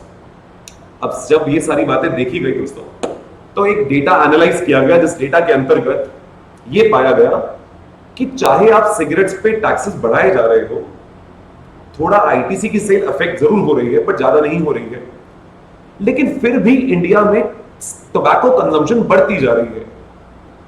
आईटीसी के वॉल्यूम्स बहुत ज्यादा नहीं बढ़ रहे, आपने टैक्सेस बढ़ा के प्रोडक्ट महंगा कर दिया, फिर भी इंडिया में लोग ओरल कैंसर से मर रहे हैं, केसेस बढ़ते जा रहे हैं, टोबैको कंजम्पशन बढ़ती जा रही है। ऐसा कैसे हो रहा है? तो आईटीसी जैसी कंपनीज और बहुत सारे एनजीओज ने सरकार को कुछ डेटा प्रेजेंट किया, तो सरकार ने भी वेरीफाई किया, जिसके अंतर्गत ऐसा पाया गया दोस्तों कि ड्यूटीज बढ़ाने की वजह से आपकी सिगरेट तो महंगी हो गई, और उस चक्कर में आपके जो पड़ोसी देश हैं उनकी सिगरेट्स सस्ती हो गई। और सिर्फ पड़ोसी देश नहीं, और भी जो टोबैको मैन्युफैक्चरिंग कंट्रीज हैं उनकी सिगरेट सस्ती हो गई। तो इलीगल ट्रेड शुरू हो गया। इलीगल ट्रेड मतलब स्मगलिंग शुरू हो गई। तो नेपाल बॉर्डर के थ्रू या और बॉर्डर्स के थ्रू इंडिया में सिगरेट स्मगल होकर आने लगी। और स्मगल क्यों होकर आ रही है? क्योंकि आपकी सिगरेट महंगी है दोस्तों, और जो बाहर से आ रही है वो सस्ती है। तो ट्रेडर जो ये बेच रहा है उसको बहुत फायदा हो रहा है अगर वो स्मगल्ड सिगरेट बेच रहा है। मेरी बात समझ आती है दोस्तों? कि इंडिया में अगर मान लीजिए एक स्मोकर एक सिगरेट के लिए 10 रुपए देने को तैयार है, वो सिगरेट अगर आईटीसी बना के बेचता है तो मान लीजिए आईटीसी की ड्यूटीज वगैरह सब मिला के 8 रुपए बिकती है, तो वो 2 रुपए कमा रहा है एक सिगरेट पे जो बेच रहा है। यही सिगरेट अगर स्मगल होकर आ रही है तो 4 रुपए में आ रही है, लेकिन बिक फिर भी 8-9 रुपए में रही है, राइट? तो एक जो बेचने वाला है वो कौन सी सिगरेट बेचना चाहेगा? वो स्मगल्ड वाली, जिसको उसका मार्जिन ज्यादा है। और इस चक्कर में इलिसिट ट्रेड बढ़ता जा रहा है, इलीगल ट्रेड बढ़ता जा रहा है। So government decided, looking at its financial policy, looking at its economic policy, कि नहीं, ये टैरिफ, ये ट्रेड टैक्स बढ़ाने वाला काम सिगरेट्स पे रिजल्ट्स नहीं दे रहा है। तो after due analysis government decided कि कुछ सालों के लिए दूसरा तरीका भी अपना के देखते हैं। Let's not increase the duties, and now let's try and counter the illegal smugglings, and now let's see क्या इंडिया में जो हम पॉजिटिव इफेक्ट्स चाहते हैं क्या वो आ रहे हैं नहीं आ रहे हैं। कुछ बात समझ आती है दोस्तों? Now all this, if you look at choosing economic policies, मैंने सिर्फ एक सिगरेट प्रोडक्ट के लिए बात की, सिगरेट इंडस्ट्री के लिए बात करी, बट इकोनॉमिक पॉलिसीज बहुत फार रीचिंग हो सकती है दोस्तों। टैक्सेशन पॉलिसीज क्या होंगी, सब्सिडीज कैसे दी जाएंगी, वो सब चीजों के लिए इकोनॉमिक पॉलिसीज उन्हें चूज करना। हमारे पास जो मल्टीपल ऑप्शंस हैं, जैसे सिगरेट पे ही टैक्स लगाएं या स्मगलिंग को रोकने के फोकस करें, वो सारी जो पॉलिसीज मल्टीपल ऑप्शन में क्या चूज करें, वो सब तभी पता चल सकती है जब आपके पास नेशनल इनकम के अकाउंट्स हो, और वहां सब काम आता है ये सब चीजें। और उसके आगे भी देखिए दोस्तों, and for objective statement. Objective statement का मतलब you need not be biased, एक इंडिपेंडेंट व्यू मिले, objective statement, as well as evaluation of government's economic policies। सरकार ने जो पॉलिसी चूज कर ली है, अब एक चीज सोच के बताएं दोस्तों, सरकार कभी कहना चाहेगी कि हमारी पॉलिसी फेल हो गई? सरकार ने एक पॉलिसी बनाई, क्या सरकार खुद ये बात कहना चाहेगी हमारी पॉलिसी फेल हो गई? लेकिन ये डेटा कौन दे रहा है? ये डेटा कौन दे रहा है? मॉस्पी। मॉस्पी का सीएसओ। मॉस्पी किसके अंडर है? सरकार के अंडर। तो क्या मॉस्पी कभी सरकार के अगेंस्ट जाके बोलेगी? नहीं। लेकिन ऑब्जेक्टिव वही है दोस्तों कि national income account should present the fairest possible picture of the nation's performance, and they should be an evaluator of government's economic policies. बात समझ आती है बेटा? क्या ये सेकंड ऑब्जेक्टिव सबको समझ आता है दोस्तों? पक्का? All of you? ऐसा लग रहा है एकदम से हम ऊपर पहुंच गए, सरकारी लेवल पे बातें कर रहे हैं ऐसा, बट क्या है दोस्तों मजेदार सब्जेक्ट? ओके, आगे आ जाओ। नेक्स्ट वन दोस्तों, determine pattern of demand for goods and services and enables forecasting. Everyone as a businessman, जब मैं ये डिसाइड करता हूं मुझे कौन से प्रोडक्ट को बनाना है या कौन से सर्विस सेक्टर में जाना है, तो मुझे पता होना चाहिए हमारे देश में किस प्रोडक्ट की डिमांड है। जैसे आज के टाइम पे दोस्तों इलेक्ट्रॉनिक व्हीकल्स की धूम है, तो हर कोई इलेक्ट्रॉनिक व्हीकल सेक्टर में आना चाहता है, चाहे फिर वो 2 व्हीलर्स हो चाहे 4 व्हीलर्स हो, और इसीलिए बहुत सारे लोग इलेक्ट्रॉनिक बैटरीज बनाने में भी इंटरेस्टेड है। तो ईवी की पूरी जो पूरा लैंडस्केप है उस इकोसिस्टम को डेवलप करने के लिए बहुत सारे लोग काम कर रहे हैं, क्योंकि सबको दिख रहा है ये अपकमिंग चीज है। लेकिन इलेक्ट्रॉनिक व्हीकल्स की डिमांड हमारे देश में है, इलेक्ट्रॉनिक व्हीकल्स की जरूरत है, या लोग उसको डिमांड कर रहे हैं, ये सारी बातें कहां से पता चलेंगी दोस्तों? जब आपके पास ये डेटा आएगा कि लोग कहां स्पेंड कर रहे हैं पैसा, और वो स्पेंडिंग का डेटा पता चलेगा नेशनल इनकम अकाउंट से, और तभी बिजनेसेस अपना पैटर्न डिसाइड कर पाएंगे। अभी लास्ट वीक की न्यूज है दोस्तों, अगर आप लोगों ने सुना हो, अदानी, गौतम अदानी नाम सुना है दोस्तों? Adani empire, Adanis. Now Adanis have forayed into telecom sector. अभी तक telecom sector after Jio 3 player का सेक्टर रह गया था, व्हिच वाज प्राइमरली 2 सेक्टर, तीसरा तो प्लेयर हवा में बेचारा टंगा हुआ था। So Jio, Reliance Jio, Bharti Airtel and Vodafone Idea, यही 3 प्लेयर्स थे दोस्तों। आपको अगर याद हो, जियो के आने से पहले कितने प्लेयर्स होते थे, लेकिन जियो ने आने के बाद सबकी बैंड बजा दी और सिर्फ 3 प्लेयर रह गए, और 3 प्लेयर भी ऐसे रह गए कि 2 बड़े प्लेयर्स वोडाफोन और आइडिया, इन दोनों को मर्ज होना पड़ गया। ऐसा भी हुआ दोस्तों। अब इंडिया का सबसे रिचेस्ट आदमी आज के टाइम पे कौन है? रिचेस्ट अदानीज। अंबानीज को पास कर चुके हैं वो। अदानीज हैव अनाउंस्ड कि वो घुस रहे हैं टेलीकॉम सेक्टर में। तो अगेन टेलीकॉम सेक्टर में एक रेवोल्यूशन देखने वाला है अगर अदानीज आ जाते हैं, जो आने वाले हैं 100%। तो अब आप बताइए दोस्तों, क्या अदानीज ने ऐसे ही डिसाइड कर लिया होगा कि लाखों करोड़ रुपए वो इन्वेस्ट कर देंगे टेलीकॉम सेक्टर में? कहां से डेटा मिला होगा दोस्तों? They would have analyzed this data कि हमारे देश का कंज्यूमर कहां पैसा स्पेंड कर रहा है, कौन से प्रोडक्ट्स पे, कौन सी सर्विसेज पे, and that's why they are forayed into this industry. तो एक बिजनेस के लिए भी क्या ये चीज जरूरी है जानना दोस्तों? That's the importance of national income accounts. जय माता दी। नेक्स्ट बेटा, आई वांट ऑल ऑफ यू इसी पॉइंट के नीचे वाला पॉइंट देखिए, मैं हाईलाइट करता हूं, ये पॉइंट देखिए दोस्तों। Shows composition of structure of national income in terms of different sectors of the economy. So India grow कर रहा है, लेकिन इंडिया में कौन सा सेक्टर ग्रो कर रहा है? क्या एग्रीकल्चर सेक्टर ग्रो कर रहा है? क्या मैन्युफैक्चरिंग सेक्टर ग्रो कर रहा है? क्या सर्विस सेक्टर ग्रो कर रहा है? कौन सा सेक्टर ग्रो कर रहा है? क्या आप जानना चाहेंगे दोस्तों? India is predominantly an agriculture led economy. हमारे देश का एक बहुत बड़ा पॉपुलेशन एग्रीकल्चर सेक्टर में है दोस्तों, एम्प्लॉयड है, लेकिन एग्री इनकम इंक्रीज नहीं हो रही है। सो क्या सरकार ये बातें जानना चाहेगी दोस्तों? तभी तो सरकार इन लोगों के लिए कुछ काम कर पाएगी। जो आज आप पॉलिसीज देखते हैं, गवर्नमेंट एक ट्रांसफर दे रही है दोस्तों। अगर आप लोग वर्ड आपने सुना हो, किसान सम्मान निधि, 2000 रुपए every 4 months it's transferred to farmers account. क्या ऐसा पता है आप लोगों को? न्यूज नहीं, हम बिजनेस न्यूज नहीं देखते हैं। सो दोस्तों, BJP government came out with a scheme wherein they decided हम किसानों को हर साल एक बेनिफिट ट्रांसफर करेंगे सीधा उनके अकाउंट्स में, which is 6000 rupees is what they decided. Right? देखने में लगता है दोस्तों 500 रुपए पर मंथ बहुत कम है, लेकिन बेटा फार्मर्स की जितनी इनकम है ना, उस इनकम के हिसाब से अगर 6000 रुपए हर फार्मर को मिल रहे हैं, for them it's a good amount and they are very happy with it. और अगर आप देश के एंगल से सोचो, फार्मर्स बहुत ज्यादा है दोस्तों, इतने सारे फार्मर्स के अकाउंट में इतना पैसा पहुंचाना आसान काम नहीं था, but this government has done that, which is a good step to take. लेकिन उस स्टेप को करने के लिए सरकार ने पहले कुछ पॉलिसीज बनाई। वो जो बैंक अकाउंट्स खुलवाए गए थे दोस्तों, क्या था वो अकाउंट का नाम? क्या था? कौन सी योजना?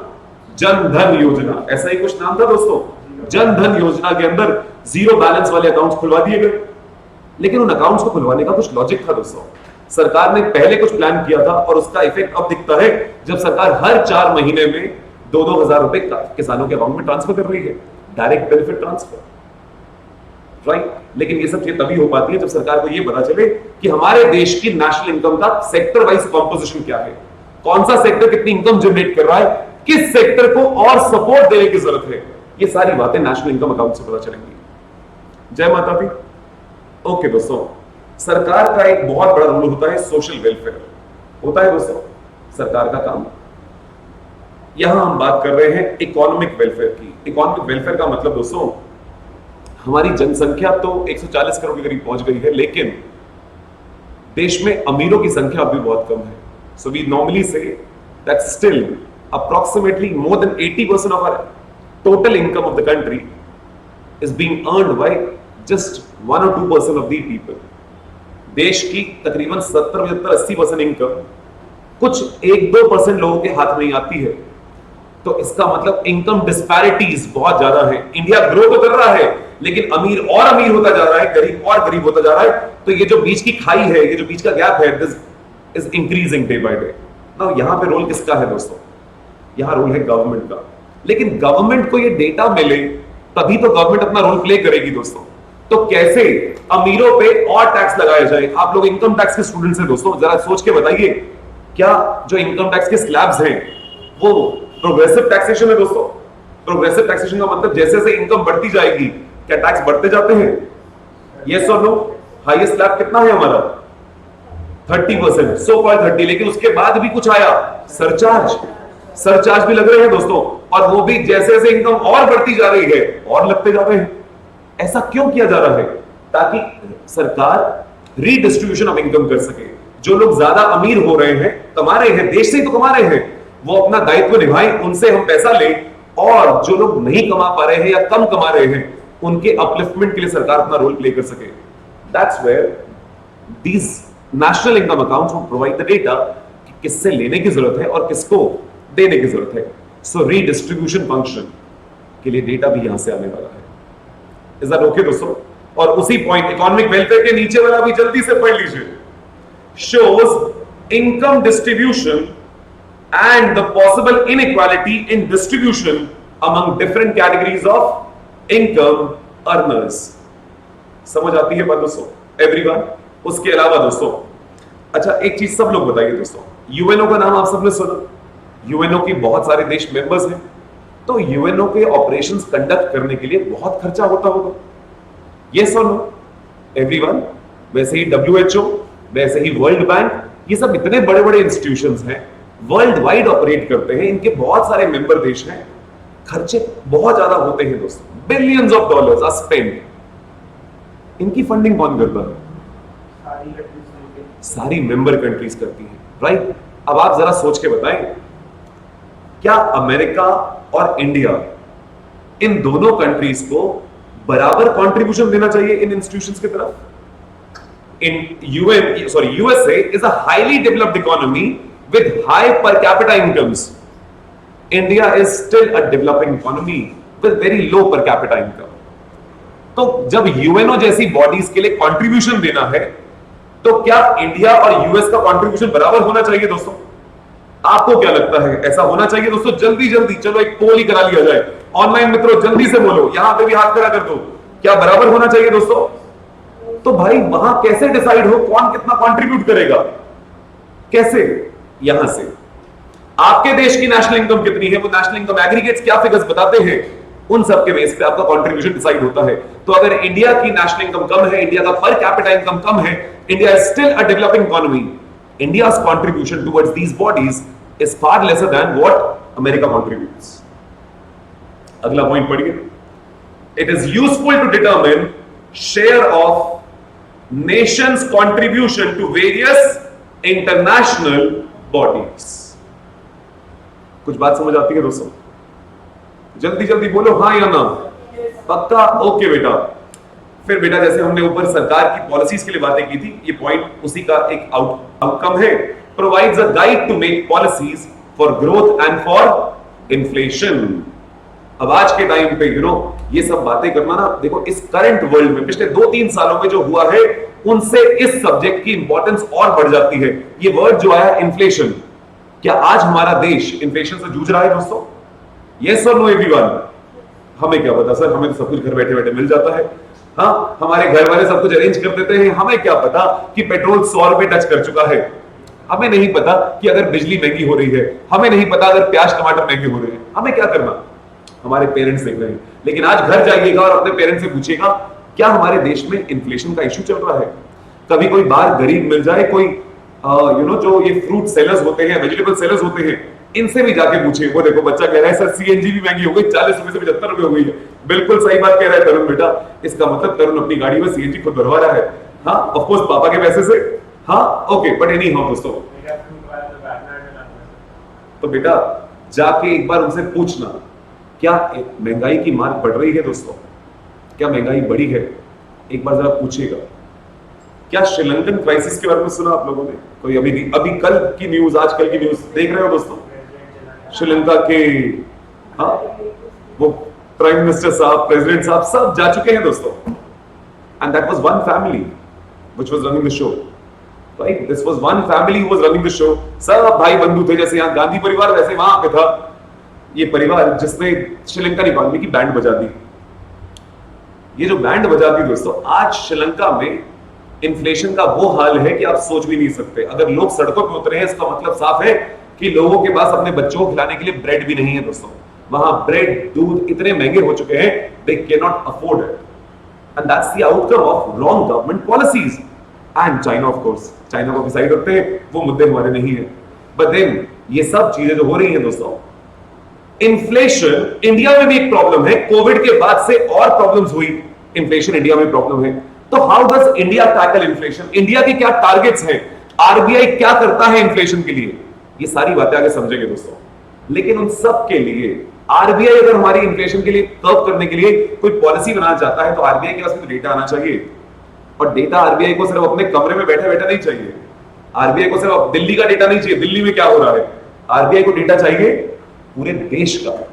वो डेटा मिलेगा नेशनल अकाउंट से, राइट एवरीवन? सर ये तो जियोपॉलिटिक्स जैसा ही लग रहा है बेटा। इकोनॉमिक एनवायरनमेंट जो होता है, इकोनॉमिक पॉलिसीज सरकार ही बनाती है। तो economic environment can not be looked at in silos. आप अकेले उसे नहीं देख सकते हैं। तो economic environment is always eco political environment, it's always political with economics. You cannot look at it only in silos. और इसीलिए हमारा जो सेकंड चैप्टर डाला गया है वो किस बारे में था दोस्तों? पब्लिक फाइनेंस, सरकार का फिस्कल फंक्शन। हालांकि फिस्कल फंक्शन की बातें हो रही है, वहां भी सरकार का इकोनॉमिक रोल की बातें करेंगे, पॉलिटिकल रोल की नहीं। लेकिन चैप्टर को जो कंक्लूड करेंगे तो थोड़ा सा जोड़ देंगे कुछ पॉलिटिक्स वाली बातें। ठीक है जी। नेक्स्ट वन दोस्तों, economic forecasting and to make projections about future development trends of the economy. तो जो ऊपर हमने मॉडलिंग की बातें की थी, फाइनेंशियल मॉडलिंग की, फिस्कल मॉडलिंग की, बस उसी की बातें हम नीचे रिपीट कर रहे हैं। फोरकास्टिंग में हेल्प करता है, देश कहां जाने वाला है उन सब के बारे में हेल्प करता है। तो एक बार जल्दी से कंफर्म करो, क्या ये सारे ऑब्जेक्टिव्स, क्या ये सारी importance of national income accounts सबको समझ आती है दोस्तों? जल्दी जल्दी बोलो एवरीवन। तो एक बार I want all of you to go through all of these points एक बार again and then tell me क्या ये सारे पॉइंट्स आपके दिमाग में बैठते हैं? और सिर्फ बैठते नहीं, क्या अगर पेपर में 2 से 3 नंबर का क्वेश्चन आ जाए तो क्या आप अपने आप बना सकते हैं? आप मान लीजिए दोबारा ना भी पढ़ पाए तो क्या ये 2-3 नंबर आप ला सकते हैं? जल्दी से पढ़िए।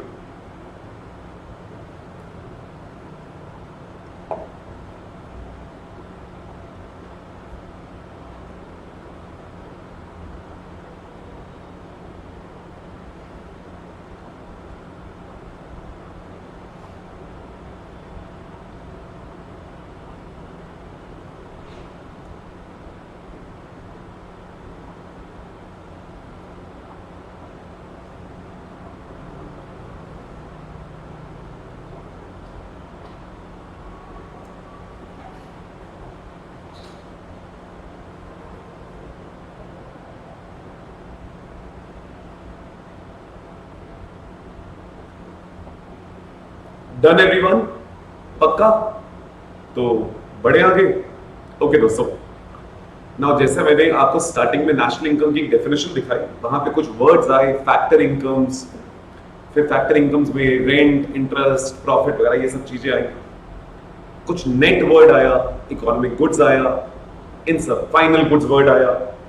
इन सब वर्ड्स को समझे बिना हम नेशनल इनकम की डेफिनेशन को नहीं समझ सकते। And that's why now let's start decoding these basic concepts. ठीक है दोस्तों, तो इन बेसिक कॉन्सेप्ट्स पे समझेंगे और फिर वापस चलेंगे उस डेफिनेशन पे जहां से ये चैप्टर की एक्चुअली शुरुआत हुई।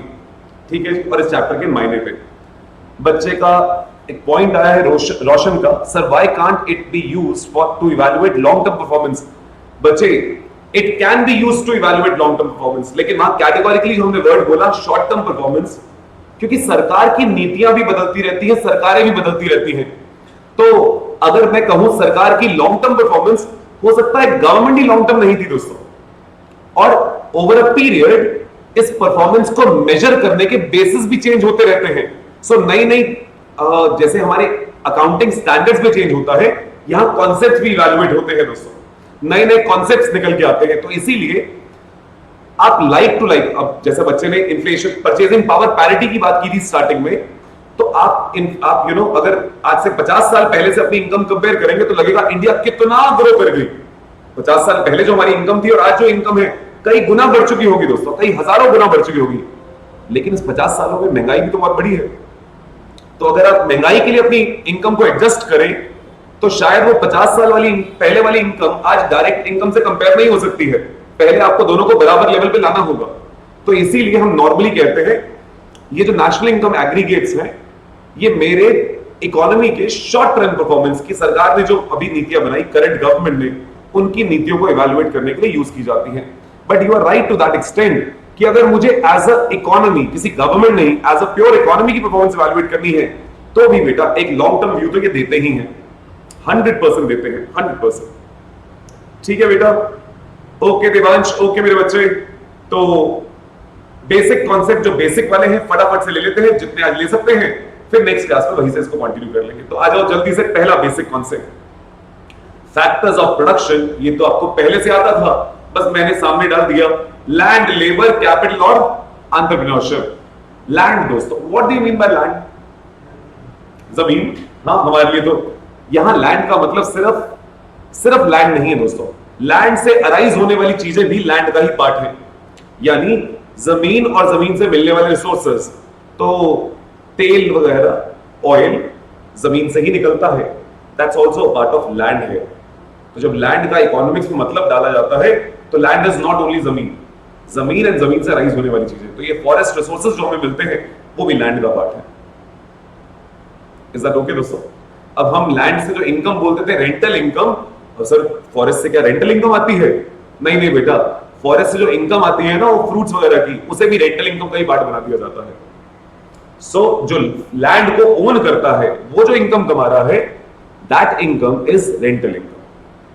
But land includes that piece of land and उससे अराइजिंग रिसोर्सेस। ठीक है दोस्तों? अब ये लैंड जो है प्राइमरीली सरकार होल्ड करती है। जैसे कोल माइन है दोस्तों, कोल माइन, ये जितने नेचुरल रिसोर्सेज हैं ये सब सरकार के दायरे में आते हैं, सरकार के दायरे में। और सरकार फिर आपको इसे लीज आउट करती है। एक बिजनेस कोयला वहां से निकालेगा, लेकिन वो लैंड सरकार ओन कर रही थी, तो सरकार उसके लिए रॉयल्टी कमाती है, रेंटल इनकम कमाती है। कुछ बात समझ आती है दोस्तों? Next, labour. लेबर क्या है दोस्तों? ये जो लेबर का फैक्टर है, व्हाट इज दिस? जो लोग काम कर रहे हैं। ऑफ कोर्स दोस्तों, मशीनों को चलाने के लिए, लैंड को भी यूज करने के लिए लेबर तो चाहिए, राइट? और लेबर का मतलब ये मजदूर नहीं है, यहां पे कतई नहीं है, ह्यूमन रिसोर्स। बिल्कुल सही बात है बेटा, एब्सोल्युटली ह्यूमन रिसोर्स। तो आप लोग सीए बन जाएंगे और क्लाइंट पे ऑडिट करने जाएंगे, आप भी लेबर हैं, लेबर इस दायरे में है। आपको वेजेस नहीं मिलेंगे, आपको क्या मिलेगा? सैलरी। आप ब्लू कॉलर पीपल हैं, नहीं ब्लू नहीं, व्हाइट कॉलर पीपल हैं, आप व्हाइट कॉलर वाले होंगे, और व्हाइट कॉलर वाले हैं तो आप जो इनकम कमाएंगे वो सब लेबर के दायरे में आएगी, क्योंकि आप अपनी फैक्टर सर्विसेज दे रहे हैं ऑफ दी लेबर पार्ट। तो जो भी वर्क फोर्स काम करती है, ह्यूमन रिसोर्स काम करते हैं, चाहे वो मजदूर कैटेगरी हो, चाहे एम्प्लॉय कैटेगरी हो, दैट्स पार्ट ऑफ लेबर है। और लेबर को जो दिया जाता है, जिसे आप वेजेस कह देते हैं, उसे हम टेक्निकली कहते हैं तो कॉम्पनसेशन जो दिया जाता है। ठीक है जी, बढ़ाओ आगे। जैसे आप पीजीपी के चैप्टर में पढ़ते थे ना, सैलरी, हेड सैलरी, उसमें वो परक्विजिट्स वगैरह सब कुछ, वो सब यहां पे आता है। बढ़ाऊं आगे। Next, capital. कैपिटल का मतलब क्या है दोस्तों? पैसा। पैसा। कैपिटल का मतलब पैसा, और पैसे से खरीदे जा रहे कैपिटल एसेट्स हैं दोस्तों। ये मशीनें वगैरह ये सब कैपिटल हैं। राइट? ऑफ कोर्स पैसे का मतलब कैपिटल है दोस्तों, लेकिन पैसा खुद कुछ जनरेट नहीं करता है। पैसे से जो चीजें आप खरीद लेते हैं, उसे यूज करते हैं, वो जनरेट करती है। तो कैपिटल का प्राइमरीली इकोनॉमिक्स में मतलब, जब हम यहां वर्ड यूज करते हैं capital, that means the capital assets. ठीक है दोस्तों। Next, entrepreneurship. एंटरप्रेन्योरशिप, ये लैंड, लेबर, कैपिटल, ये रिसोर्सेस तो हो गए दोस्तों, लेकिन इन रिसोर्सेस को कोई तो इकट्ठा लेके आएगा। ये सब अलग अलग हैं। somebody who brings them together on one platform to run the business, who undertakes the risk, and that's why he earns the reward which is called profit. तो वो जो रिस्क उठा के बिजनेस चलाता है, अपने वो स्किल्स देता है, रिस्क टेकिंग स्किल्स, बिजनेस को डायरेक्शन देता है, इन सबको बांध के रखता है, वो है एंटरप्रेन्योरशिप। तो एक इकोनॉमी में प्रोडक्शन करने वाले ये चार फैक्टर्स, इन चार फैक्टर्स से प्रोडक्शन होती है, land, labour, capital and entrepreneurship. समझ आती है बात दोस्तों? Everyone, all of you? बस बेटा, इसका एक सेकंड कॉन्सेप्ट जो इससे जुड़ा हुआ है, बस आज वो देख लेते हैं, फिर वाइंड अप करेंगे। तो last concept of the day, factor incomes. भाई फैक्टर्स जो सर्विसेज दे रहे हैं उसके बदले उन्हें मिलेगा इनकम। जो दे रहा है वो उसके लिए फैक्टर पेमेंट है, जो ले रहा है उसके लिए फैक्टर इनकम है। लेकिन it is a two way relation. Two way का मतलब फैक्टर ऑफ प्रोडक्शन ने सर्विस दी, अपना काम किया, उसके बदले उसे जिसने सर्विस ली है उसने उसके बदले रिटर्न में दिया। वो जो पेमेंट दी जाती है फैक्टर सर्विसेज के बदले, that is termed age factor income. मेरे वर्ड्स पे गौर करना दोस्तों, फैक्टर ने अपनी सर्विस दी, उसके बदले जो पेमेंट मिली, दैट्स फैक्टर इनकम, और वो आती है नेशनल इनकम के अंदर। पढ़िए मेरे साथ, factor incomes are the payment made by producing firms, producing units or firms to the households who are the owners of the factors of production for the use of their factor services. तो factors ने अपनी service दी और business houses ने, business units ने अपनी उनकी बदले payment करी। तो जो फैक्टर्स को अपनी सर्विस के बदले मिल रहा है वो टू वे रिलेशन हो गया दोस्तों। एक साइड से सर्विस आई, दूसरी साइड से उसकी income I, that is termed age factor incomes. ये बात मैंने बहुत सोच समझ के बोली है दोस्तों कि टू वे है, कुछ वन वे भी होगा लेकिन वो फैक्टर इनकम नहीं कहलाएगा। याद रखिएगा इस बात को, अगली क्लास में आगे बढ़ाएंगे। तो फैक्टर इनकम्स में क्या क्या आ जाता है दोस्तों? फैक्टर इनकम्स और factor payments are broadly classified as compensation of employees, rent, interest and profit. मैंने वर्ड यूज कर दिया दोस्तों, कॉम्पनसेशन ऑफ एम्प्लॉइज। किसको मिलता है? लेबर को। लेबर को, जिसे हम नॉर्मली वेजेस बोल देते हैं, but that's broader term is compensation of employees. ठीक है दोस्तों। रेंट जो मिलता है हाउस होल्ड को, वो जो अपना लैंड यूज करवा रहे हैं। इंटरेस्ट मिलता है हाउस होल्ड को जो अपनी कैपिटल लेट आउट कर रहे हैं यूज करने के लिए। और प्रॉफिट मिलता है हाउस होल्ड्स को जो अपना एंटरप्रेन्योरियल स्किल्स देते हैं, रिस्क उठाते हैं बिजनेस में। जय माता दी। ऑनलाइन मित्रों जल्दी से कंफर्म करो, क्या ये दो बेसिक कॉन्सेप्ट जो पहले भी पढ़े हुए थे क्या वापस याद आते हैं, और क्या ये वर्ड्स आप रिलेट कर पाते हैं? जल्दी जल्दी बोल दो बेटा। ओके दोस्तों, सो बस आज के लिए इतना ही दोस्तों। इस सब्जेक्ट के इंट्रोडक्शन की बहुत जरूरत थी कि हमें यह समझ आए कि हम 8वां पेपर, और वो भी 8वें का भी सेकंड पार्ट के बारे में बात कर रहे हैं। और बेटा एक बात हमेशा याद रखिएगा, लास्ट पेपर जो होता है ना, कई बार वहां तक जाते जाते बॉडी थक जाती है, लेकिन अगर हमें ये सब्जेक्ट इंटरेस्ट देता हो, हम कभी अपने इंटरेस्ट वाली चीज में नहीं थकते हैं दोस्तों। आप देखिए क्रिकेटर्स आफ्टरनून में मैच खेल रहे होते हैं और हम घर के एसी में भी कह रहे होते हैं बहुत गर्मी है, खेल रहे होते हैं दोस्तों। फुटबॉलर्स खेल रहे होते हैं, क्यों? उनका इंटरेस्ट है, पैसा भी है ऑफ कोर्स, लेकिन उनका इंटरेस्ट है। अब अच्छा, पैसे को थोड़ा सा साइड रखता हूं, क्या आपको जब आप लोग बच्चे थे क्रिकेट खेलते थे, जिसको इंटरेस्ट था, क्या आप भी दोपहर में खेल लेते थे? मैं खेल लेता था दोस्तों। 15 अगस्त आने वाली है, पतंगे उड़ाते थे, दोपहर में उड़ा लेते थे, क्यों? इंटरेस्ट की बात थी दोस्तों। It's all about your interest. So अगर आपका भी उस आखिरी पेपर तक इंटरेस्ट होगा तो आपको वो थकाएगा नहीं दोस्तों, और आप थकेंगे नहीं। जितने मर्जी थके हुए माइंड से हो, थके हुए बॉडी से हो, लेकिन आपके अंदर से ये आवाज निकलेगी मुझे 60वें पेपर की तैयारी अच्छी करनी है, and that subject will become a show stopper दोस्तों। राइट? थैंक यू दोस्तों, that's it for the day. Do take very good care of yourself. Bye bye everyone, bye everyone.